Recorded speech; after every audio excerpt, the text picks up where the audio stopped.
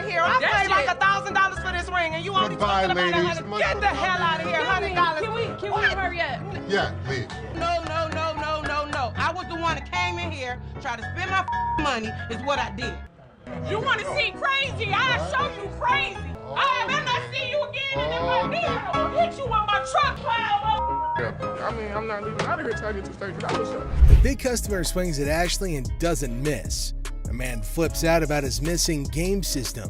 The customer starts to throw stuff when told no. The female customer turns hostile when a laptop pawn goes horribly wrong. An angry wife wants her wedding ring back. A woman flips out because her ring was sold. A customer tries to eat her cake and have it too. Some customers are just out there. So today, we're gonna look at some of the crudest customers ever to come to the store. Hey, don't walk past me no more. I've been standing here forever trying to get somebody to help me. Why don't you come? Hey, I know you hear me. No. You know what? Give me a manager or something.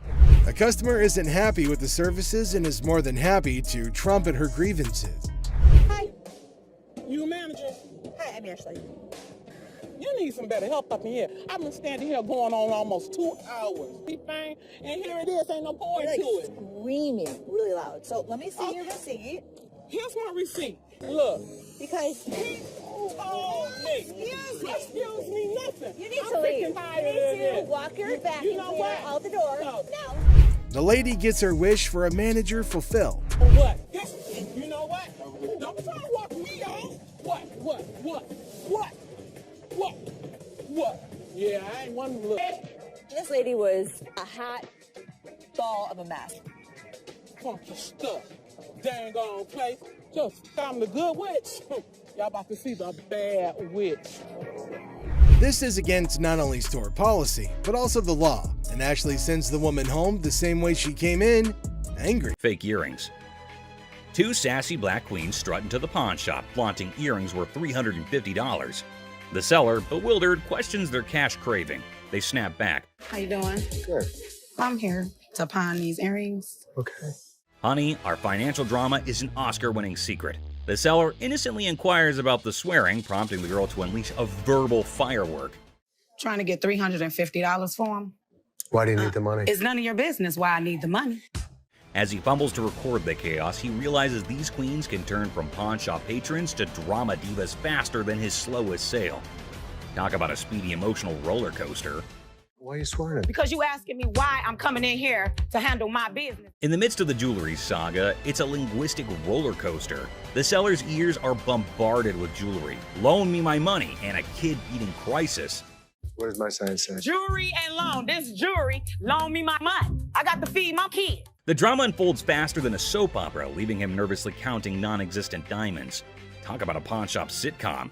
Man, you getting on my nerves, dog. How'd you get You this? ain't even looked at my Do you know that these aren't real? In the sizzling pawn shop showdown, the women insist their earrings are as real as their sass. The seller, sweating in the Lacote, tries to diplomatically handle the diva duo. It's a battle of bling, attitude, and a heat wave, all under the watchful eye of leather-clad thermometers. Comedy gold. How the you gonna tell me just by looking at my that they not real? They're not real. As the Queen of Sass declares her exit, she throws shade like confetti. Insults rain down, targeting the seller's wrinkled-up hair and questionable fashion choices.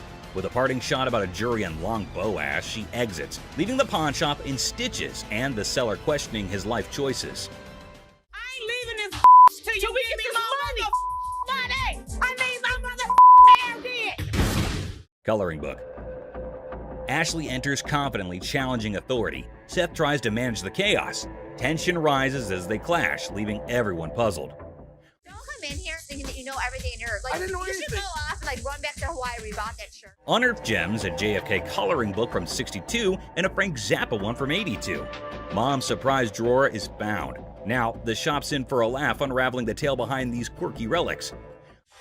Hello. Hello. I have a John F. Kennedy coloring book from 1962 and a Laugh out loud scene as the seller confesses to buying a Frank Zappa coloring book at 25, never cracking it open.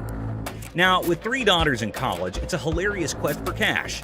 The quirky relics become the center stage for a funny exchange in the pawn shop. So why do you want to get rid of it since you loved him so much? well, I have 3 daughters in college and I need money. The negotiation dance continues as the seller justifies prices, leaving room for haggling. Tension rises comically as the buyer feels snapped at. The shopkeeper offers a research break, declaring, "I'm not in a hurry," in this pawn shop sitcom starring quirky characters. Okay, do you want to give me some time to do a little research on this, You can or? have all the time you need. I'm not in a hurry. The plot thickens as Ashley discovers the price coloring book online for $8.75, triggering a hilarious spat. I didn't say any of that Can to you you. read that? $8.75. So make me an offer. 0. She hilariously expresses her dismay, accusing the customer of rushing and shoving a phone in her face. I'm looking at the one that he wanted $50 on, and I pull it off, and it says $8.75. The bickering ensues, with both claiming they're not married, adding an amusing layer to the pawn shop sitcom. I have to take him out this guy. That's how much he pissed me off. In the ongoing pawn shop drama, Ashley delivers a sassy retort to the customer, suggesting he adds value nowhere and jokes about returning to Hawaii. The banter continues as another worker calls out Ashley for being rude, I think you're disgusting and rude. I didn't say any of that Can to you you. read that? $8.75. leading to a comical exchange where Ashley dismisses them to focus on yourself. The workplace comedy unfolds with quirky characters and witty comebacks. You don't add value to the organization. I have one. Well, thank you so much. But the next Okay. time you send my paycheck, you can tell me how to work. Parking lot. Or as they dub him, that lady Pakistan. Office drama just hit the jackpot. What? Okay, I'm gonna get in the parking lot. Meet Robert Robertson, the maestro of sports memorabilia, introducing himself to Dennis in a pawn shop saga. The plot thickens as he unveils a treasure trove of Detroit Lions autographs salvaged from his sister's basement flood. Forget superheroes, this guy's heroics involve rescuing signatures during a Union picket line water ballot. All right. Here's Robert. Robert, Nice to I'm meet Dennis. you. Nice to Nice meet to you. meet you, Dennis. Here, I got an item here. You might be interested in. In the wild world of pawn shops, Dennis is hit with a first, an NFL labor strike poster. As Robert pitches his Union picket line relic, Dennis, caught between fandom and frugality, contemplates the value. It's a negotiation dance where even the poster's wrinkles have a say, and Dennis dreams of a dad who'd splurge on a heartbeat. In the Battle of Signatures, Robert's pitch clashes with Dennis's detective skills. It's a showdown of history versus water stains, where even a tear is more drama than a soap opera, selling history hard, selling water-stained history a comedic challenge. One just like this, mint though, and he got $950 for it. Right, make So it if that was mint, why would you want $1,000 for this? In this hilarious haggling carnival, the pawn shop pros are on their knees throwing cash offers at Robert for the water-stained NFL labor strike poster. It's a dollar dance-off with Dennis and Seth, and they're juggling 20s like it's a comedy club. In the end, it's 520s that win the bid, leaving Robert with a pocket full of paper and the pawn shop crew high-fiving over their historic steal. $75? No way. Offering you just $100 cash money right now would make it. Gold earrings. In the golden world of earrings, Ashley and the customer embark on a carrot quest. The earrings sparkle, but the price tag dims the shine. The customer eyeing the digits suggests a hilarious plot twist, an exchange proposal that could turn this jewelry journey into a comedic barter ballet. I was looking for some gold earrings. You are in the right department. In the dazzling dance of earrings and dollar signs, the customer flips the script with an exchange proposal. Ashley, the jewelry juggler, contemplates the weight of the situation, hoping those earrings don't tip the scales against her. It's a hilarious jewelry version of Let's Make a Deal, where carrots and comedy collide. Well, what we can do is I can take those and apply money towards these. In the comedy club of carrots, Ashley drops the punchline, a whopping $500 for the desired earrings. The customer expecting an exchange extravaganza faces the reality check. Okay, so what I can do for you today, I can apply $40 towards these. I paid $500 for those. What do you mean? You can't do an exchange? Ashley, the weight wizard, spills the carrot beans, revealing that these earrings are more featherweight than a dieting hummingbird. It's a priceless jewelry negotiation that has the audience and the scales in stitches. Okay, I can't give you $500. Why you can't? Because it's not worth. In this comedy climax, the customer unleashes carrot chaos, insisting her earrings are weightlifting champions. The tension escalates as she dubs Ashley Boo, but a touch sets off a mini drama. I know how much these cost, boo-boo. Because you scream that they're gonna give you more money, boo-boo. The pawn shop becomes a carrot battleground, and Ashley's final offer of $175 is the punchline that sends the customer storming out, leaving the jewelry saga in a carrot cloud of comedy. Everybody else good. Pose made you. This coat here about a week ago, riding down the road and the thing just shreds up. I want my money back. Now, despite having a receipt, this guy thinks that's enough proof, ignoring the store rules. Karen, the staff on the case, stays cool and sticks to the policies. For cash. It's a little beat up to me. Yeah, you're telling me. I'm not very happy. Do you have your receipt? No, isn't this receipt enough? No, it's not. I need a... The customer keeps pushing for a refund on a new coat, but Karen holds her ground, saying you need a legit receipt for any fix. Props to Karen for not letting opportunistic behavior slide. Now, I want my money back, or I want another coat. Can't help you unless you have a receipt. All I want is another coat, or I want my damn... As the talk goes on, it becomes clear. The customer's trying to pull a fast one, hoping to score another coat without proper verification. But Karen sees through it, keeping her cool and not giving in. Him? He got Karen. How about I just take one? Well, I don't really recommend you. When the guy can't bend the rules his way, he gets all aggressive, hinting at causing a ruckus. Karen, though, stays calm and walks him out, stopping the situation from blowing up. That's how you handle tricky customers. Shredded to you? I'll take this whole damn wreck. Hold on, my man. Hold on, I'll take this whole wreck. Barbara and her nephew Leon hit up Seth at the American Jewelry and Loan Store, all tangled up in a TV remote drama. Barbara. Nice to meet you. And this is my nephew, Leon. Hey, Leon, nice to meet you. We buy the TV, but he got home and So Leon bought a TV from the pawn shop 3 months back, but guess what? No remote. Turns out he pawned it without the original clicker, and now they want a replacement. He pawned about 3 months ago. yeah, so we're up here now, and all he wants is a remote for his TV. That's the barcode for the TV. Oh, you took the barcode off the TV. If it didn't come with it. But Seth can't find the remote. He suggests checking the stock, but they're not having it. Frustration kicks in, and Barbara and Leon decide to make a scene, claiming the TV had a remote when pawned. Despite Seth's confusion, Barbara insists her nephew deserves the remote. When I rebought my TV, Yeah. they didn't have a remote control. And I Right. know I pawned the TV in with Right. the remote control. Right. So Right. why I don't have it now? He pawned the TV, it was a remote to You wanna it. buy one? So you give my nephew his remote. Right. Facing potential chaos, Seth, keeping cool, decides it's time for Barbara and Leon to exit. Security steps in, escorting them out, putting an end to the chaos. Seth throws in a little note about the abundance of remotes in the store and wishes them a nice day. No doubt Seth has tolerance. You got one back there somewhere. I got lots of them. It's You wanna back give there them the somewhere. remote? Yeah, It's No. back there. Go, yeah, so go back there. Have a nice day. You remote me. Karen's at the store and things get crazy. A lady seems all chill, talking about watches. Your eye that you want me to pull out? I was kind of looking at some of these watches. Did you see her? But hold up, she suddenly accuses another customer of swiping her invisible phone. Yeah, you heard it right, invisible. Karen, cool as a cucumber, questions the crazy claim. Giver is Byron Services. Where the hell is my phone? Something wrong? Yeah, my phone. I just let my... Did you take my phone? Take your phone. Turns out no phone was missing. Karen, with a bit of sarcasm, asks if someone took her invisible phone. Drama alert. The innocent customer is just baffled.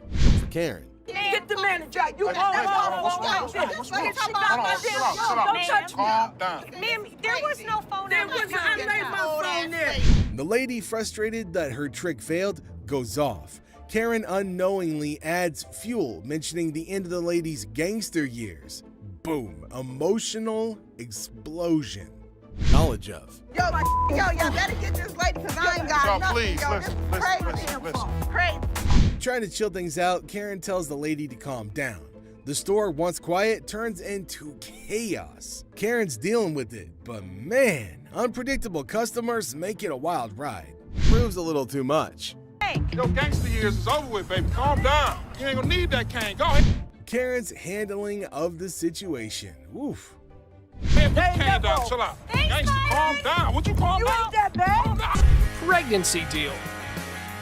A pregnant mom walks into a pawn shop, excited to purchase a wooden horse for her unborn baby. I was just here last week, and I seen this horse that y'all had, and I really want it. I didn't have the money last week. For sure. You saw it? Where is it? It's right over here. Sure. When are you due? Well, I'm due next month. Oh, it's your first? Yes, it is. Oh, but the down part was that she has no money.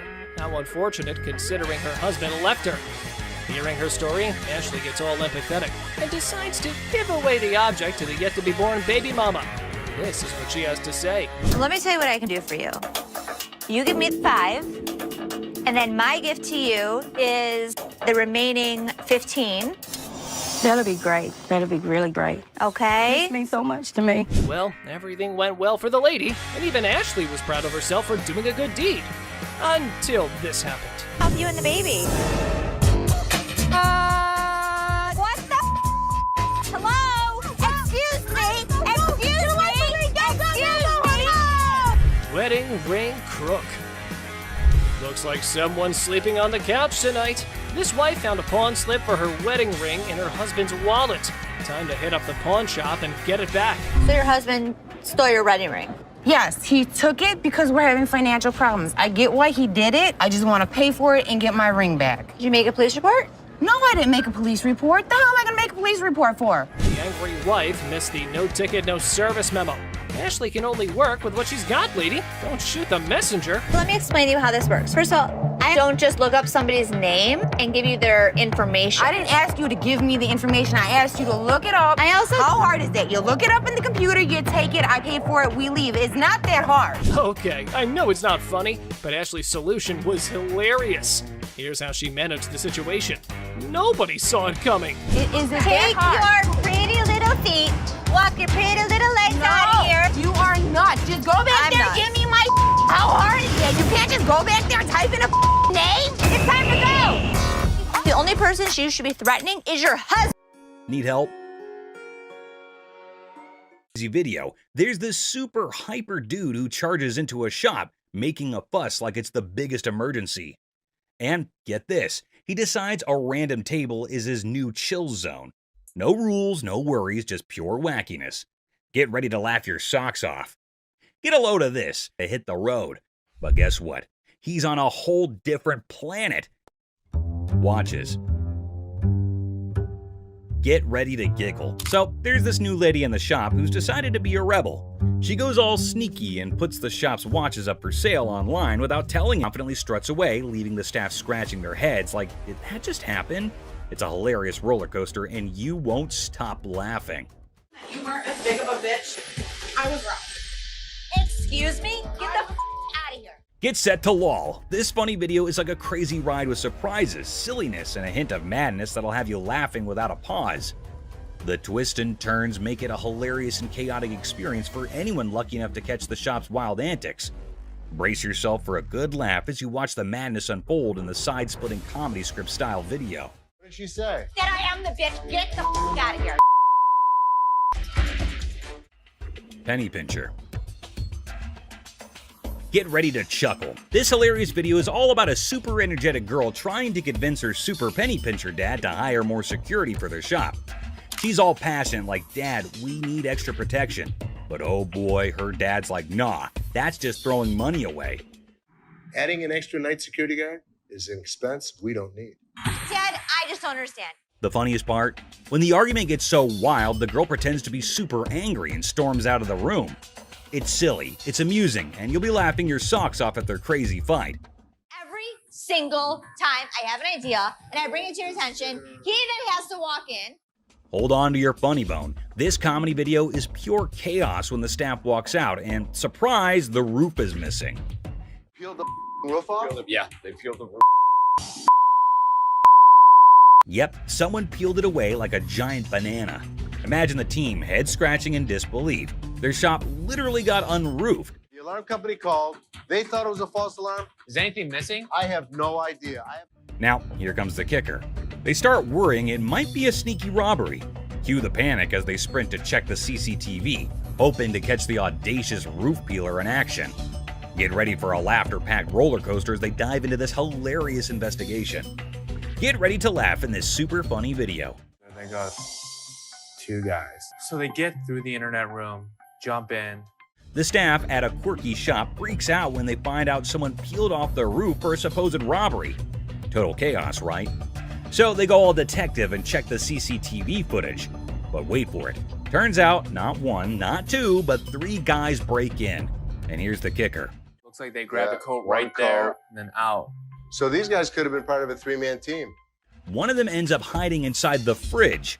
It's like a comedy show gone wild, leaving the staff scratching their heads and everyone else in stitches. You won't believe the crazy twist in this comical caper. We got broken into last night. Took it for a call and ran out. I told you that security should have been here at night. Stolen microphone. The seller, baffled, asked when they were taken off the rack. It's a funny scene of concert chaos turned into a pawn shop jackpot, where microphones become rock star souvenirs, and the friend is the accidental hero of the day. Microphones I picked up from a concert last night. The person insists the microphones were flung into the concert crowd, a spontaneous catch. The seller, eyebrows raised, gets an unexpected call from American Jewelry about missing microphones. It's a classic mix-up where concert souvenirs turn into an unintentional pawn shop investigation, leaving everyone wondering how the microphones took an unexpected detour. I'm from American Jewelry. I have a gentleman down here. A mad girlfriend. Welcome to the whirlwind of pawn shop hilarity. Our unsuspecting star walks in aiming for a ring appraisal and potential pawn deal. Little did they know, they were about to join the ranks of pawn shop legends in a tale of marital madness. I wanted to get it appraised, see how much it might be worth. Okay. Hold on to your hat. Drama unfolds as accusations of ring-napping soar, plunging the spouse into an emotional roller coaster over the disappearance of their precious bling. The tension is so palpable, you could carve it with a jeweler's precision. Okay, when I give you an appraisal, that's not how much I'm gonna give you in pawn. Okay. But hold on, our hero clarifies, I'm here for an appraisal, not to pawn. Q gasps in the realization that pawn shop language got lost in translation. The spouse is in disbelief, and we can almost hear dramatic music building up in the background. You wanted an appraisal on this ring. Plot twist, the ring allegedly transformed into bike parts? Is this a pawn shop or a two-wheeled saga? Accusations fly faster than a speeding bike, plunging us into a marital showdown. Why'd you take my ring? Echoes through the pawn shop halls. Why'd you take my ring? Well, I wanted to see how much it was worth. Our hero is left flabbergasted, caught in the crossfire of accusations and domestic mayhem. I just wanted to know its worth, they exclaim, trying to defuse the explosive situation. But alas, emotions rage on. Yesterday you said you needed bike parts and didn't have the damn money. And all of a sudden you got my damn ring. Unexpectedly, a wild punch appears. The spouse transforms from the drama unfolds, they assert their right to park no matter the odds. Suddenly, I'm patiently telling you, dude, park your spots out. Meanwhile, our hero, undeterred, asserts, I'm not going nowhere, as if the van gods themselves had bestowed upon them a divine parking mission. In a shocking turn of events, our hero literally stops, drops, and rolls on the store carpet, leaving everyone perplexed. The guy in the refrigerator. In this episode of Hardcore Pawn, we are taken to the time when a crazy man entered the shop, and when no one was looking, he took refuge in the refrigerator for reasons unknown. Thankfully, this man had spotted the crazy man and went to Ashley and others to let them know. At first, no one would believe him, but by the looks, he looked quite genuine, so they followed him up to the spot where the fridge was. Still hardly believing the man, they went to open the fridge, and boom! The man was curled up inside, about to make the refrigerator its new cozy little home. I don't know what y'all doing over here. There's some mother in the refrigerator. What? The whole situation was so absurd that not a single person in the whole shop could believe that there was a whole person hiding inside there. Good thing that they have security in the shop, so the man got what he deserved. What the are you doing? Oh boy. I see you sweating. Yeah. Must be hot outside. No, I was doing karate outside. You're doing karate? And judo. I'm Bruce Lee's sister. Really? Yeah. As the door jingles, a woman strolls into the pawn shop rocking winter clothes in the summer heat. Now she's chatting with Les, teasing him about the sweltering weather. She even claims to be a martial arts pro, throwing around Bruce Lee's name. The banter kicks off with a request for a karate move demonstration. She said she was Bruce Lee's sister. So what you got? The atmosphere takes an unexpected turn when the woman unveils a unique item, a mysterious fox mink. Less unfamiliar with such creatures, engages in a lighthearted conversation to understand more about this fox mink. The woman, with a hint of mystery, reveals her intention to sell it. A mink fox? I don't know. I'm not into animals. Fox. I've heard of fox. I've heard of mink. So fox mink. Did you want to pause? As the conversation unfolds, Les dives into the details of the fox mink, trying to grasp its worth. The woman shares anecdotes about the origins of the item, painting a vivid picture of its history. Les, playing the role of the detective, subtly negotiates and gathers information to figure out the best deal. Sell it. How much did you want for it? $50,000. The encounter concluded with the woman deciding to part ways with her fox mink. Les, using his seasoned charm, finalizes the deal. The quirky tale of the winter-dressed woman and her unique pawned item adds an unexpected twist to the usual pawn shop routine, leaving both parties with a memorable experience. Woman comes in to sell me a high-end bottle of liquor. Ma'am, I'm Is that what you're saying? You have no respect. When you want to take a person when they die, Fit the liquor inside the bottle. and anytime you're going to belittle a person. Ma'am, I didn't belittle you. As the door chimes, the woman confidently walks in, clutching an empty liquor bottle. She aims for a bold move, attempting to pawn the bottle for a cool $100. Les, with his discerning eye, swiftly rejects the proposal, explaining that a filled bottle would fetch a better price. The woman, not thrilled with the response, raises her voice, demanding respect and expressing her discontent. I'll give you $100. It's not worth more than $100. Especially when you say I wouldn't give you $100. Don't you ever walk up to my Baby, dad. hey, baby, don't point your finger. Life after this, Ma'am. don't you dare ever Ma'am, come in you here are again. in my face. I don't care you're in my dad's store, and don't you ever think about coming in here You know again. what? Turn your ass around, badass out the door now. Nowhere, Ashley steps up like a superhero. Now, she doesn't just cool things down, she straight up shuts the woman down. With confidence, Ashley tells her to leave and never come back. Suddenly, the chaos turns into quiet thanks to Ashley's quick and firm action.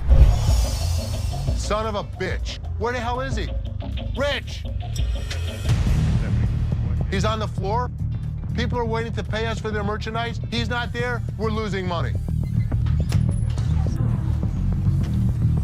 I've had Rich's back. In the heart of the pawn shop, Les faces a moment of frustration and disbelief. The absence of Rich, a trusted ally for over 2 decades, leaves Les feeling betrayed. The urgency of customers waiting to make payments adds to the tension, and the weight of loyalty becomes a central theme in this unexpected turn of events. Since the first day he came here, over 20 years ago. I feel betrayed. Didn't I just have an employee meeting to tell everybody that they need to step up on their game? I'm watching you and Bobby J talk to these 2 girls. You're out there trying to sweet talk them, trying to bullshit with them. I'm looking for you in layaway. Where the hell are you? I gotta sit in layaway all day long and just wait for something to happen. As the minutes tick away, the atmosphere inside the pawn shop grows more intense. Les reflects on his long-standing support for Rich, highlighting a sense of loyalty that spans a quarter-century. He recalls a recent employee meeting where he emphasized the need for everyone to step up their game. Disappointment and frustration seep into his words as he confronts the situation, a pawn shop mystery intertwined with personal and professional loyalties.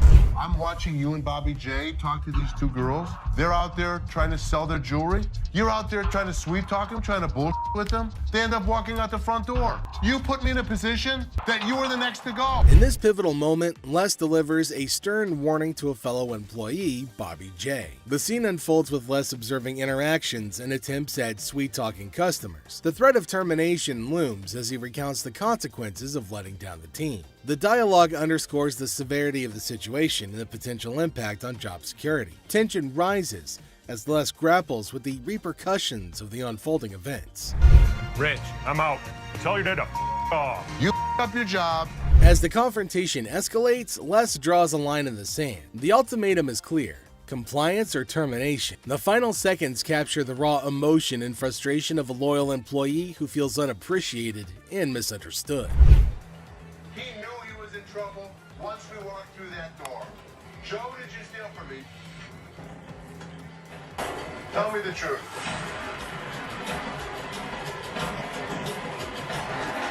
Inside the pawn shop, a sense of trouble looms as the head of security, Joe, faces a difficult moment. The air is heavy with anticipation as accusations are laid out. In a tense exchange, the truth emerges when Joe admits to stealing. The weight of the admission sets the stage for the unraveling of a trusted employee's actions. The detectives call in uniformed officers to put the cuffs on. And then he reaches into his pocket and pulls out an assortment of jewelry. worth over $7,000. As the admission hangs in the air, the situation takes an unexpected turn. Detectives call in uniformed officers to apprehend Joe. A place built on trust is now shaken to its core as the true extent of the betrayal unfolds. You go this way. This is my loyal employee, my head of security, guy that I trust. The arrest unfolds and reality sinks in for the pawn shop owner. The disbelief is evident as a devoted employee, the head of security for the previous 3 years, is carried away in handcuffs. The emotional weight of the betrayal is clear in the owner's voice, which expresses the anguish of putting trust in someone who later proved dishonest. If he was, it could be anyone.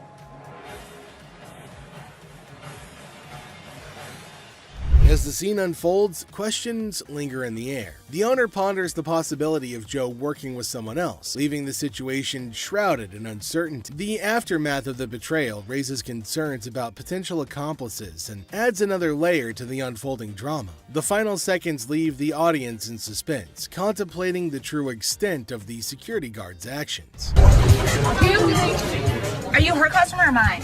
I'm talking to you. Come on. This lady got so irate because she wanted to be next in line. She wanted to be first. She felt that she was the most important out of every customer. You're next in line, so I'm gonna be right with you. Okay, well, come on. It doesn't matter. What the are you? You're not the police. I can talk to whoever I want to talk to. What are you going to do?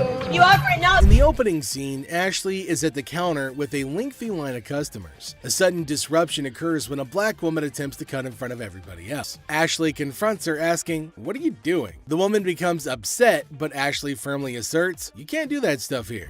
Goodbye. Come back here. Let's talk right now. Take the receipt. What would you like to do with it, ma'am? I want to pay. Well, you have to go to those windows. No. I come to this line any other time. Not at this window. Okay, well, I'm not going to stand in the line. In the wrong line. Get in the other line. And I'm not going to get in another line. I'm going to walk straight up to the damn window. We won't take you. The woman continued standing in line at the counter. Les approached her, inquiring about the situation. She explained that she wanted to pay, but refused to move to the next window. Les informed her that in the pawn shop, crossing others in line isn't allowed, emphasizing the importance of waiting your turn. Care of you. Well, y'all just only come. See this lady here? All the other customers. Okay, and I always come to this line. I'm sorry. You have to stand in the other line. Okay, well, I'll be back before y'all close. You can do whatever you want in this line. She can't. Can't wait your turn. We'll be back later.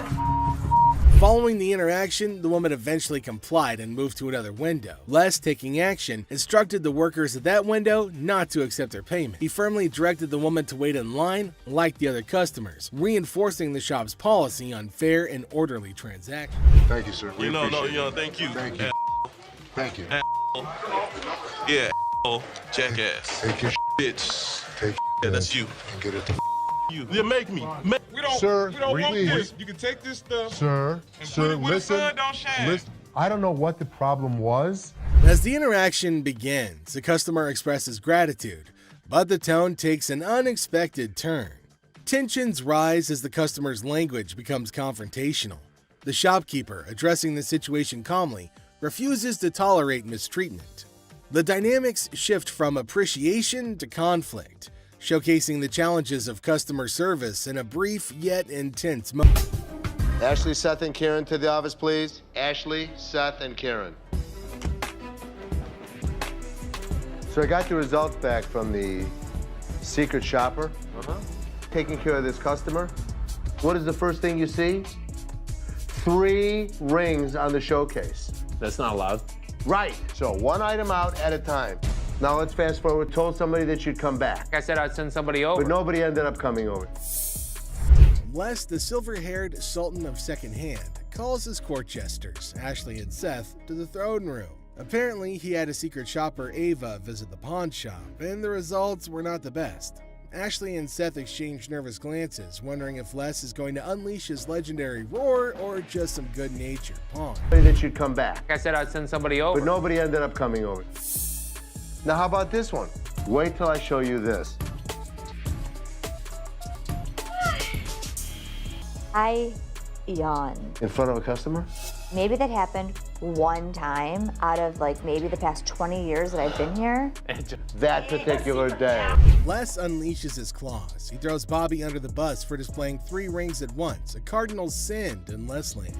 Then he tears into Seth for taking too long to help a customer, accusing him of being slower than a pawnbroker on vacation. Ashley, sensing an opportunity, crosses her arms and silently whispers, "Uh-oh, somebody's feeling the heat." Look at how Linda took care of this person. This would run you $1,700 here. That's the best way to go. Look at how he's showing the television set. In Steve's report, and let me show you who got a 98 out of 100. Karen. Look at the way that she's handling the customer. I'm so happy I was able to help you today. 98.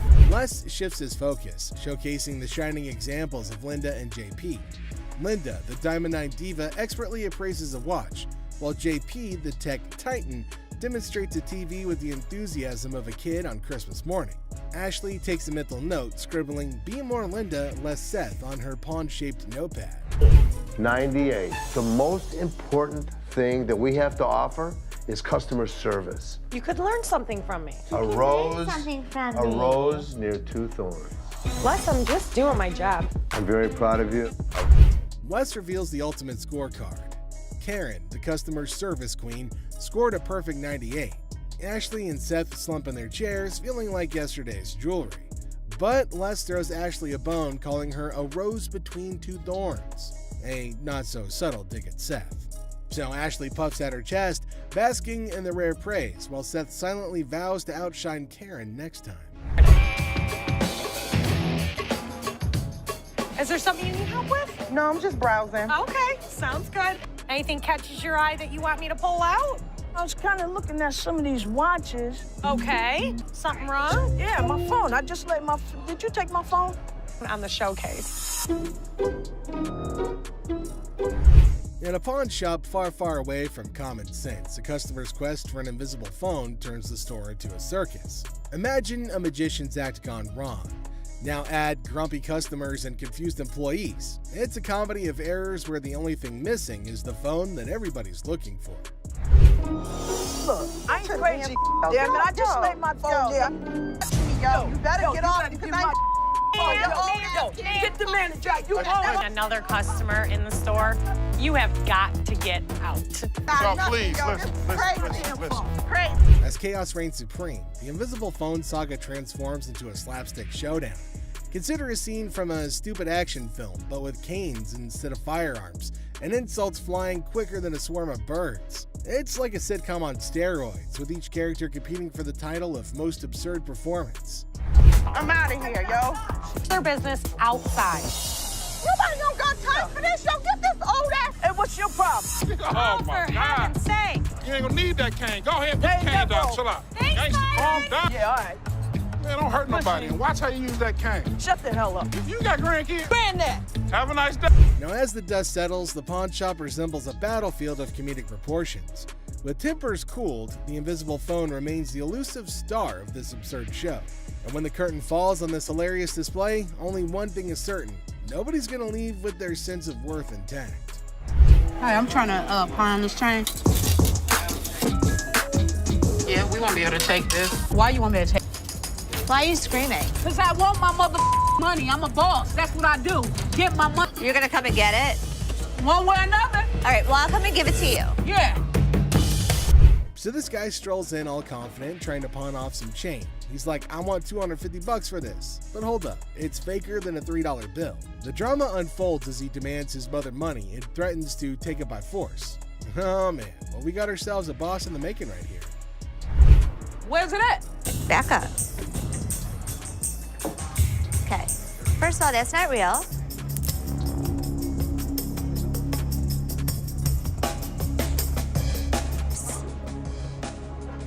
What? Do you want me to let you pawn your watch for $250? Here comes round two. The guy's still clinging onto that delusion, insisting that it's real bling. However, they're not having any of it, threatening to remove him if he doesn't turn down the volume. But at least he's willing to compromise. Now, will he finally accept reality, or is he going to keep shouting his way to nowhere? I'll take the $250. Wow. Changing a tone now. Yeah. Want to follow me this way? Thanks for helping me. Well, take a look at that. The guy finally got a soft spot and finally ready to see reason. $250? Yeah, sure. Talk about a change of tune. And with that, he's off to his next journey. So here's this guy, right? He waltzes into the shop like he's lost his favorite pair of socks in the laundry. Turns out his girl threw out his Xbox 360. And he's all like, I need it back. And Ashley's there, cool as a cucumber, asking for a ticket. Ticket to what? The Xbox amusement park? Classic mix-up. The guy finally bolts, and Ashley's left scratching her head wondering what the heck just happened. Never a dull moment in the pawn shop. Hi, how are you? Got a little bit of a problem. Can't imagine why. My kids were playing around last night, broke my teeth. Now I have no teeth. They broke all your teeth? I had dentures. So they How'd were they playing. bring them?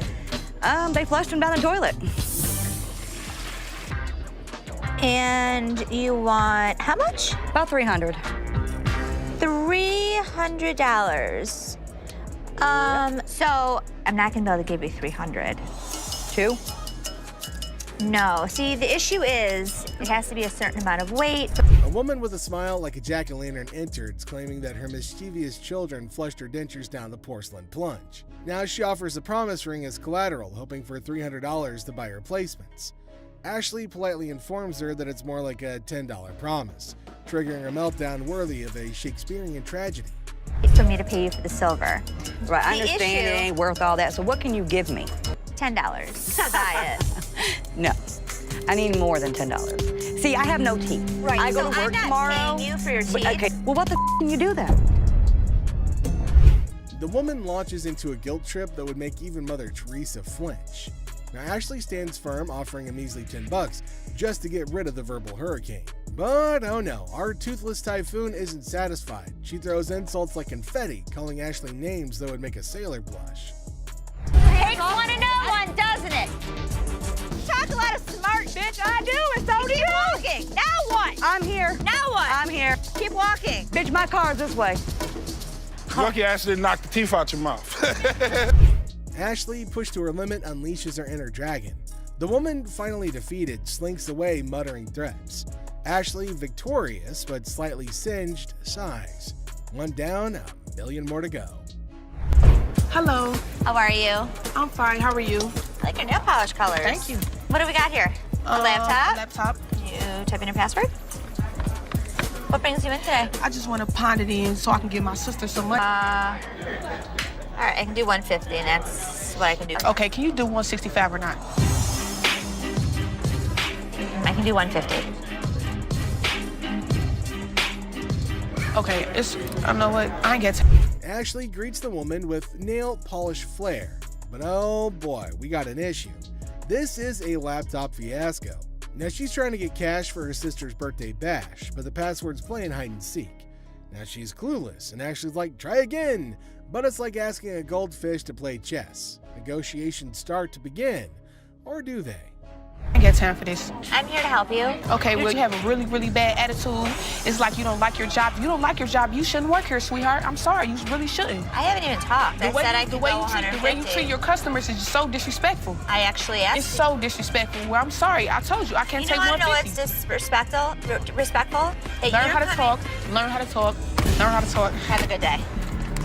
You were too silly. So are you. Don't touch my stuff. You were so silly. If you want me to... It's a bargain battle royale. Now the woman wants $165, but Ashley's all like, I'll give you $150, and it's a standoff. Then, boom, attitude explosion.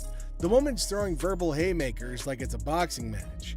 Ashley's like, hold up, honey, don't sass the cashier. But the woman's not backing down, even if it means storming out in a huff. Want me to help you? Your worst mistake is to tell me off. I could take my business somewhere else. Are you a lady or are you a baby? Excuse me, sweetheart. About it. I'm running the next door. You think you're really gonna be able to handle that? I did this one. I did all the heavy lifting with him. Give him. You coming to the door like you gonna do something? But, ma'am, you need to go. You don't know me, bitch. You looking at me like you want to do something? Do something. We give folks of all kind, happy, sad. Bye. Bye. What more can we do, you know? Walk away with a smile. Talk about a grand finale, folks. The woman's on her way out, but not without some parting shots. Now she's throwing shade like it's confetti, calling everyone out like it's a reality TV showdown. But in the end, it's all smiles for Ashley and her crew as they bid adieu to the drama and welcome the next wacky adventure in the pawn shop saga. Back at the pawn shop, and this time we have a surprise because we've got a whole cast of characters in here today. Check out this lady starting off all cheerful and friendly, saying hi to the folks at the front desk. But out of nowhere, she does a complete 180 and turns ice cold. What's her deal? This lady is all like, I totally came by here last month, I swear. But guess what? The computer ain't lying, my friends. The receptionist straight up told her that her precious ring is nowhere to be found. And you know what? It's on her. If she really cared about that ring, she should have shown up way sooner to claim it, but she didn't, so tough luck, I guess. You didn't bring it last month. You brought it 4 months ago. Hands here. This lady just won't accept any responsibility, I tell ya. Hey lady, news is, this is where she's really taking the cake and acting like a complete idiot. And get this, come on lady, it's clearly your fault, not his. Then I gotta say, it's giving me secondhand embarrassment. Just look at the unending drama. Time limit. You made the mistake and did. But what we've got next will blow your mind. So it's just another day dealing with annoyed customers. This lady was supposedly waiting for 2 hours, or so she said. But man, isn't she a little too aggressive? Oh, you gonna ignore me. Can I get some help? Now Ashley jumps in to handle the situation, but this lady won't even let Ashley speak for a single minute. Such a big mouth. You need some better help up in here. I've been standing here going on almost 2 hours. This lady just won't quit shouting, and to be honest, Ashley is so done with it. But you won't believe what this customer does next. It's seriously shocking. Because he told me. Excuse me. Seriously, what kind of lady does that? I get that she's mad, but why resort to getting physical when the manager is talking calmly too? And this lady couldn't handle it, I suppose. You won't believe what she does next. Seriously shocking stuff. This customer walks in claiming she's here to get back the stuff she pawned off. But guess what? buy, not pawn. They were buy. Turns out she didn't pawn anything. She straight up sold it off. Man, this lady is clueless. She doesn't have her ticket and she expects someone to help her out? Seth tries to intervene, but it's pointless because this woman just can't grasp the fact that without the ticket, there's nothing anyone can do. If you bring me the ticket, I'll be more than happy to take care of it for you. I need my... Show me the ticket. I don't have my ticket. Now she's all paranoid, thinking people are trying to deceive her, and she's planning to take matters into her own hands. Uh-oh, that can't end well. At this point, it's best to just walk away, lady. Phone call. A little phone call? Be up here to handle y'all Who you having? This lady is refusing to leave until her brother shows up to give the pawn shop owners a beating. How messed up is that? Seriously, this woman needs to just shut up. Better be ready. For what? Because my brother's gonna ready come up here and to handle do you. what? And there you have it, ladies and gentlemen. These were just a few of the characters who made it onto our Idiot of the Day list. What do you make of all this madness? We want to hear from you. So Thank you. Seriously? You just came right in the middle of my sale like that? We sold it, right? That's right. That's what matters. Yes, it does. I cannot wait till Uncle Les comes back. Well, ask one more time. Did you say get out of my way, you bitch? It's been brought to my attention that you have told Linda to get away from me, you bitch. Prove it. I ain't did nothing. Les is pissed with the gutsy move Tony pulled when he refuses to speak the truth, asking for proof instead.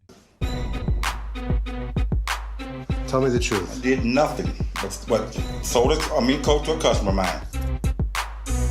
Les tries to make Tony confess by taking what he considers a softer approach. Tell me the truth and you'll be okay. It don't matter. I'm gonna lose anyway. What's the difference to me? Whatever y'all gonna do, man. What kind of attitude you got with me? It ain't true. Come on, man. You know what I'm going through out here. You know what she's doing on purpose. Do I give a as long as you make the sales? I make the sale. After trying one last time, Les manages to get a confession out of Tony. Well, ask one more time. Did you say get out of my way, you bitch? I told you to be a long bitch. Get the real line. Since he confirmed he did violate the rules, Tony bags himself a suspension. All right. See you Saturday. Maybe. Although he successfully delivered punishment to Tony, Les failed as a boss when he refused to try to know what could have led to the issue. How many chances can I give this guy? Ashley, how many chances can I give you? Me? You! Seth calls in Ashley, Seth, and Karen over to his office to go over the results he got from their mystery shopper.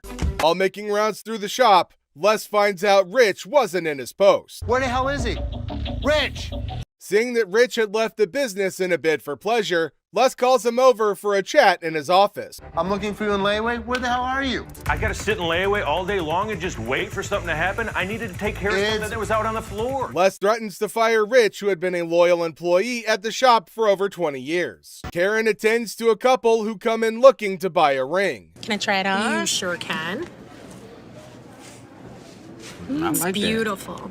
The lady seems to think the ring isn't the right fit, so she asks to see more before she can make her choice. What about the color and clarity? It's a white gold band. You're looking at about a carat. Karen, being as helpful as she can, tries her best to give the details of the ring the lady picked. However, she seemed a little bit unsure with the way she was explaining, so Ashley approached with the hopes of helping. It's round stones. Oh yeah, these are round stones, and these are all G color, VS clarity. How much about for that one? This one is going 1,000. Karen tries to tell Ashley off since she believed she was trying to snatch the deal away from her. You want to show her this one? Explain it to her. Sure. This is round stones, baguettes in the center here. Could you tell me a little bit about the color and the clarity on that one? Actually, Ashley, here you go. Right, yeah, these are G color. The radiant of the round diamonds are gorgeous. Ashley manages to snatch the sale by pitching in without consulting Karen, who started the whole thing, leading to her having an even more unfavorable impression of her. Thank you, Ashley. Thank you. Appreciate it. Go ahead and walk over to the window and we'll get it written. Okay, for you. thank you. Thank you. Seriously? You just came right in the middle of my sale like that? We sold it, right? That's right. That's what matters. Yes, it does. The conversation starts normally enough. You might even call it pleasant. Hello. Hi, how are you? I'm good. How are you? The intent behind the customer's visit to the shop is adorable, but the valuation of her gadget is high. It's worth less than $500 to Ashley. How much would she be willing to give to the devoted girlfriend? Oh, I should give her, yes. This is a pad. I should barely get like $500 for it. I need a laptop. This has happened before. I'm waiting for 20 minutes and Roddy doesn't show up to get this laptop, like if he's on break or if he's gone. The manager that I asked didn't come get the laptop, so I'll just... Leslie decides to fire Justin since his actions breached his trust. You broke my trust. And because of that, Justin, you're fired. I don't know if Justin did steal anything, but you can't have people that you don't trust. This attends to a very strange customer who walks into the shop with an imaginary companion. A man walks into the shop with hopes of trading in his faulty phone for another. Hey, what's up, dog? How you doing? I just got this phone that I bought here like 2-3 days ago, and that... Did you download a camera function? No, it clearly got a camera. Why would I have to download it? Just asking. The customer reveals he didn't bring a receipt with him. A very fatal mistake. Receipt? Just get me enough. That's all I'm asking for. As soon as you give me that receipt, I can see what I can do for you. So Clearly, I have to tell you you to fix this that or... without the receipt, there's nothing I can do for you. And getting... Somebody. Rich tries to turn the man away. However, he remains unrelenting. Ago, yeah, you did, cuz. What kind of phone is it? It's an iPhone, clearly. Yeah, but we haven't had one of those out for sale since I've been here in 6 months. I mean, I just seen you in 2 weeks. The customer tried to point out the employee who sold him the phone. However, he outed himself as a liar when he made mention of a time frame different from the one he called out earlier. Buy that from us. Yes, I clearly did. Thank you very much. I appreciate you coming on over here. You can go back to selling that computer. No, hold on. No. Don't touch him and let him go. Man, you and your mohawk, shut the hell up. My mohawk doesn't talk. I talked to the manager or somebody. The goatee is the manager, and he's telling you to either give me a receipt or get the hell. Without any evidence to back the man's claim, Rich asks him to take his lead. These phones right here, what about that one right there? Did that one work? Pull the things up over your ears a little because you clearly can't hear me. There, it's off. Phone work. It's a simple question. Does phone work? You know what? Can you go show him how it works? Take a picture out in the parking lot. Having had enough of his rude countenance, Rich asks for help in kicking the man out. Okay, just don't touch me then. I'm gonna be back. I'm coming for my money. Clear? Send me a picture of the receipt from... ...of selling a fake item to her. Into the shop, heading over to the redemption section of the shop to reclaim a ring they'd allegedly bought. The employee attending noticed something wrong with the pawn ticket they brought in immediately. Les decides to head over to confront the woman who had taken to harassing his employee when she failed to bow down. When Les reveals the ticket they brought in is a fake, the two quickly beat a hasty retreat, all while threatening to bring in a lawyer. Watch Les, the shop owner, and an angry customer have a loud and dramatic fight in the pawn shop. It's intense and filled with a lot of yelling and arguments. My man wants to know what I've been doing with my money. Can I get it? What have you been doing with your money? Les hilariously negotiates over home decor, turning it into a Detroit-style showdown of insults and laughs, leaving everyone confused and scratching their heads. Has to get out of here. Experience the chaos as a sweaty man in a shark costume demands $800 at a pawn shop, leaving the bewildered staff grappling with his bizarre requests. And I had got my TV out of time. Okay. They didn't give me a receipt, and I need the receipt. We don't give out receipts. What you mean you don't give out receipts? Every time I do business with y'all, y'all always give me a receipt. When we give you your item, that's your receipt. That's proof that you paid to take it out. The thing is, I need this receipt to show what I spent my money on. We do not give you a receipt because we didn't sell it to you. That's been the policy of the store for over 30 years. This is not retail. It was already their item. I'm giving it back to them. Period. I need a receipt. My man needs to know that my money on it. You sitting there looking up. We don't give out receipts. Ashley meets Lisa, who claims they're old pals from the pawn shop world. Ashley's face is a mixture of confusion and amusement as she tries to recall Lisa from the past. It's like a game of memory gone wrong, with Lisa insisting that they're besties while Ashley's scratching her head, wondering if she's entered the twilight zone of pawn shop encounters. She had like instant unconditional love for me. She doesn't know me. I'm coming. Lisa's affection for Ashley kicks into overdrive, leaving poor Ashley feeling like she's in an episode of a pawn shop soap opera. Lisa's suggestion of exchanging numbers adds a sprinkle of awkwardness to the mix, like a sitcom scene gone awry. I do like you. No, you lied. I mean, it's just a suggestion. Ashley gives into the madness, agreeing to pawn Lisa's chain with a smile plastered on her face. It's the kind of absurdity you can only find in a pawn shop where deals are made amidst deliberations of unconditional love and compliments about dental hygiene. And the scene. So, how much did you get on this? I get the last time 120. Okay. A bizarre encounter unfolds as a man dressed in a sweaty shark costume barges into the pawn shop demanding $800 for the costume. Identifying himself as Les, the man claims to be a professional mascot by day and a dancer by night, specializing in hyping up crowds for shark fights. His erratic behavior and peculiar demands leaves the staff bewildered and grossed out, especially when he tries to persuade them to try on the costume despite its unpleasant odor. I need my money. What? Hi, I'm Les. How are you? I've been better. It's about 100 What's your degrees. name? Greg. Greg, nice to meet you. This is Ashley. Hi. You've been dressing up like a shark. Is it what you do for a living? Yeah, I'm a professional mascot during the daytime. At night, I'm a dancer. Shark fights. Shark fight. I've never even heard of what this guy was talking about. This thing, it just brings out the $800. That's all I want. This guy is so bizarre. So. Try it on. Real quick. Try it on. Smells. It does. How do you know it smells if it's not on you? Smell it. It does smell. Oh boy.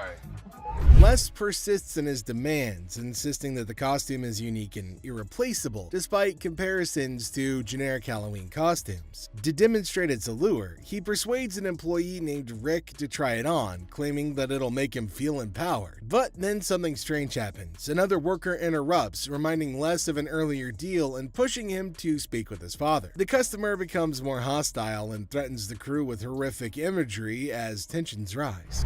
No, you can't get this in a Halloween. Does this look like a Halloween costume? There's only one of these in the whole world. $800.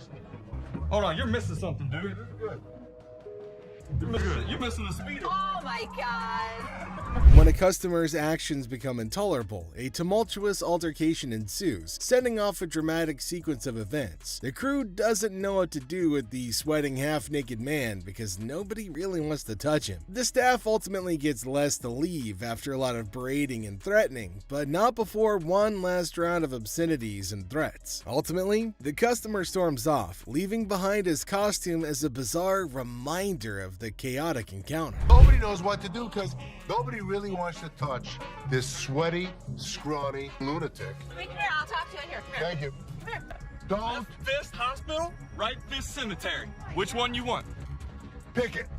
You pick it. You pick I it, beat mother. up your side. Pick it, mother. Do it. Hey. The sassy black woman strolls into the pawn shop, her demeanor already hinting at frustration. She approaches Ashley, the pawnbroker, with an air of annoyance evident in her voice as she recounts her misfortune of having her car vandalized. surprised. Pawned my necklace kinda pissed off, you know, some little hating ass bust out my windows of my car, she vents. Now she's here to cash in on her necklace, a purchase she once valued at $400, now looking to squeeze out $200. But Ashley's response isn't what she expected. Instead of a quick agreement, Ashley questions her authenticity of the necklace's diamonds, setting the stage for tension to escalate. My necklace, kind of pissed off, you know. Some little hating ass bust out my windows in my car. That's why I'm trying to pawn this necklace. I paid $400 for it. I'm looking to get $2. What you think? Why you say that? I just said, Oh. So when you bought this, what were you told that it was? Diamonds. They're not. Them real diamonds, boo. I just told y'all to piss up. And you telling me that you ain't gonna give me $200? The customer's irritation boils over as Ashley challenges the necklace's legitimacy. First of all, you're coming in here with an attitude, Ashley asserts, further provoking the already incensed customer. The situation teeters on the edge as the customer warns of repercussions from her youngins in the neighborhood. But just as tempers flare, the security guard intervenes, attempting to defuse the escalating confrontation. However, the customer's retort, claiming the diamonds are breathing, only adds fuel to the fire, exacerbating the friction between her and Ashley. Okay, first of all, you're coming in here with an attitude. I don't get. Well, I'm not interested in this. If you keep playing with me, I'm gonna get real mad. It's a recession. Hey, I need the mother money, all right? Is you gonna give me the money or not? I got some young that come in the hood, tear it up. What are you gonna do? Is that the security guard? Let me explain to you something. This is fake. Don't you see? The diamonds is breathing. The diamonds are breathing? The diamonds is breathing. Are you serious? As tensions peak, the customer's threats and insults intensify. Get out of here, you ain't gonna give me my necklace, she snarls, her anger palpable. The situation spirals out of control as she lunges towards Ashley, prompting the security guard to step in decisively. With firm hands, he escorts the irate customer out of the store, her voice echoing her fury even as she's forcibly removed. The scene ends with a chaotic crescendo, leaving Ashley to exhale a sigh of relief as the door slams shut behind the departing customer, bringing an end to the tumultuous encounter. Get out of here. You ain't gonna give me my necklace? Here you go. You ain't. Don't touch me. Oh, I'll catch you outside, you dirt. No, you better not touch my thing. I'm gonna beat your tall, gumpy ass up. I shoot her ass up. Les gets a visit from a guy claiming he's on a mission from his wife to find furniture. A husband sent on a quest for home decor by his better half sounds like a scene from a comedy. Now, Les is prepared to negotiate, but as soon as they begin looking through the goods, things get hilarious. Well, here's the deal. I just moved from New Jersey. My wife and I, we just bought a house, and she sent me here. She said, see what you can pick up. Perfect. Let's find some. You gonna clean all that up before I buy it? That's why it's so inexpensive, right? Really? Yeah. I gotta tell you, man. We have used furniture that's used. Yeah. That's why it's $397.77. Really? Well, I only got $200. The customer isn't overly impressed with the couch's condition. Although he has a budget, he's unwilling to spend money on something that appears to have been through a muddy wrestler's match. The banter gets funnier as the customer tries to negotiate while Les defends the integrity of his used furniture. All right, man, let me try, man. I'll tell you what, my shoes are cleaner than this couch. Then don't buy it. Make me a deal. I got cash in my pocket, man. Wow, come on, man. $200. Come on. The customer's insults towards Les and his family turn things from funny to completely ridiculous. It resembles a farce gone wrong, with insults flying more quickly than a tennis match. Les, ever the professional, maintains his position, but the level of absurdity is escalated by the customer's attitude. This is not the way we operate in New Jersey. What kind of operation you guys going on, man? I bet you're not here far. This was actually my couch. We had it reupholstered and I gave it to Ashley. Is that right? Yeah. Is that your daughter? That's my daughter. She must be nasty, too. What did you just say? Don't make my... Come on, man. This is how we do it in the deep. Yeah. The customer's rudeness hits a peak, and Les puts his foot down, Detroit style. It's a showdown worthy of a Wild West movie, complete with threats and a swift exit. The customer's departure leaves everyone scratching their heads, wondering what had just happened in the wild world of pawn shop negotiations. I got $200. Yes, sir. I'll go someplace else. That's the dirty D right there, baby. Where'd he go? I think he went back to New Jersey, sir. In this wild pawn shop showdown, a woman marches in ring in hand like she's about to solve the mysteries of the universe. While she's trying to pay her past due rent, her diamond ring steals the show. Like a souffle in the microwave, the tension increases with every second that goes by. A heated discussion regarding the truthfulness of the ring is started when the pawnbroker examines it with some suspicion. The woman demands $200 like she's negotiating world peace, but the pawnbroker's offer of $80 sends her into orbit faster than a rocket with a grudge. The air crackles with sass and disbelief, leaving everybody wondering if this ring is ever going to find its way home. The woman drops a bombshell just when you think the drama's reached its climax. She hasn't given up her ring for pennies. She challenges the pawnbroker to either pay her $200 demand or face the repercussions. It's similar to seeing a high-stakes poker match, but with more bills that are past due and, lip studs. The standoff reaches its zenith in tension greater than that of a family-sized lasagna, and everybody's left wondering who's gonna blink first. As the dust settles, the woman's exit is as dramatic as her entrance. With a final flourish, she declares her terms and storms out like a diva exiting stage left. The pawnbroker's left scratching his head, wondering what just hit him, while the security staff's probably updating their resumes after narrowly avoiding a showdown. I don't accept that kind of behavior. In the bustling aisles of the pawn shop, two guys saunter up to Ashley with a peculiar demand. Now they're aiming for a refund, claiming that a bunch of things that they bought from the pawn shop are no longer working. As per policy, Ashley asks for a receipt, and she also asks them questions to verify what the problem is.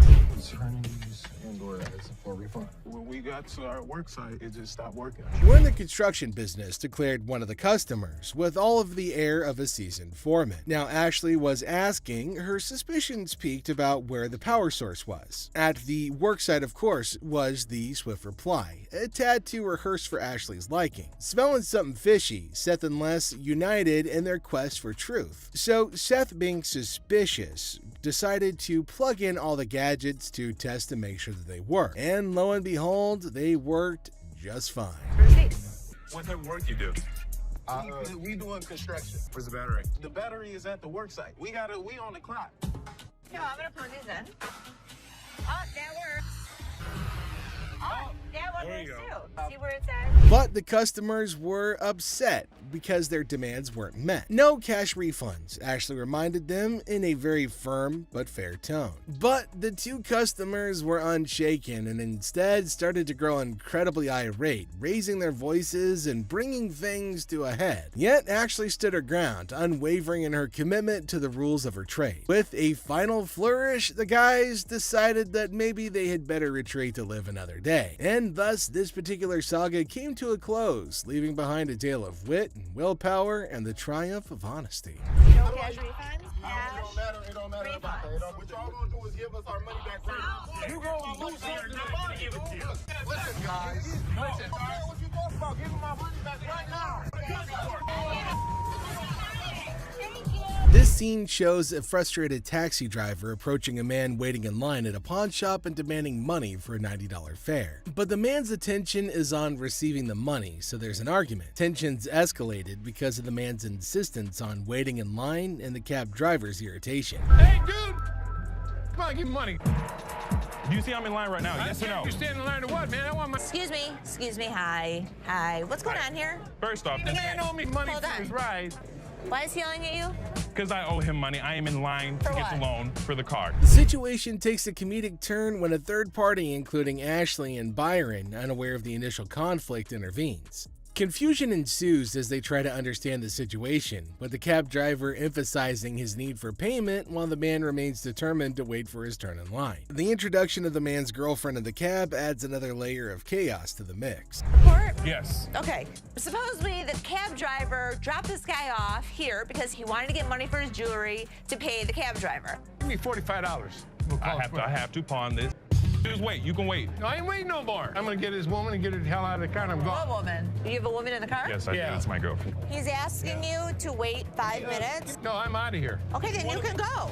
I'm gone. Okay, go. The cab driver chooses to take matters into his own hands as tensions escalate and violently extracts the man's girlfriend from the car. The man objects, and things quickly get out of hand, with the cab driver and the man at odds about taking the woman out. The taxi driver is demanding that the woman get out of his car, which makes the whole situation even more ridiculous. All right, come on, get out of my car. No. Come on, get out. Get out now.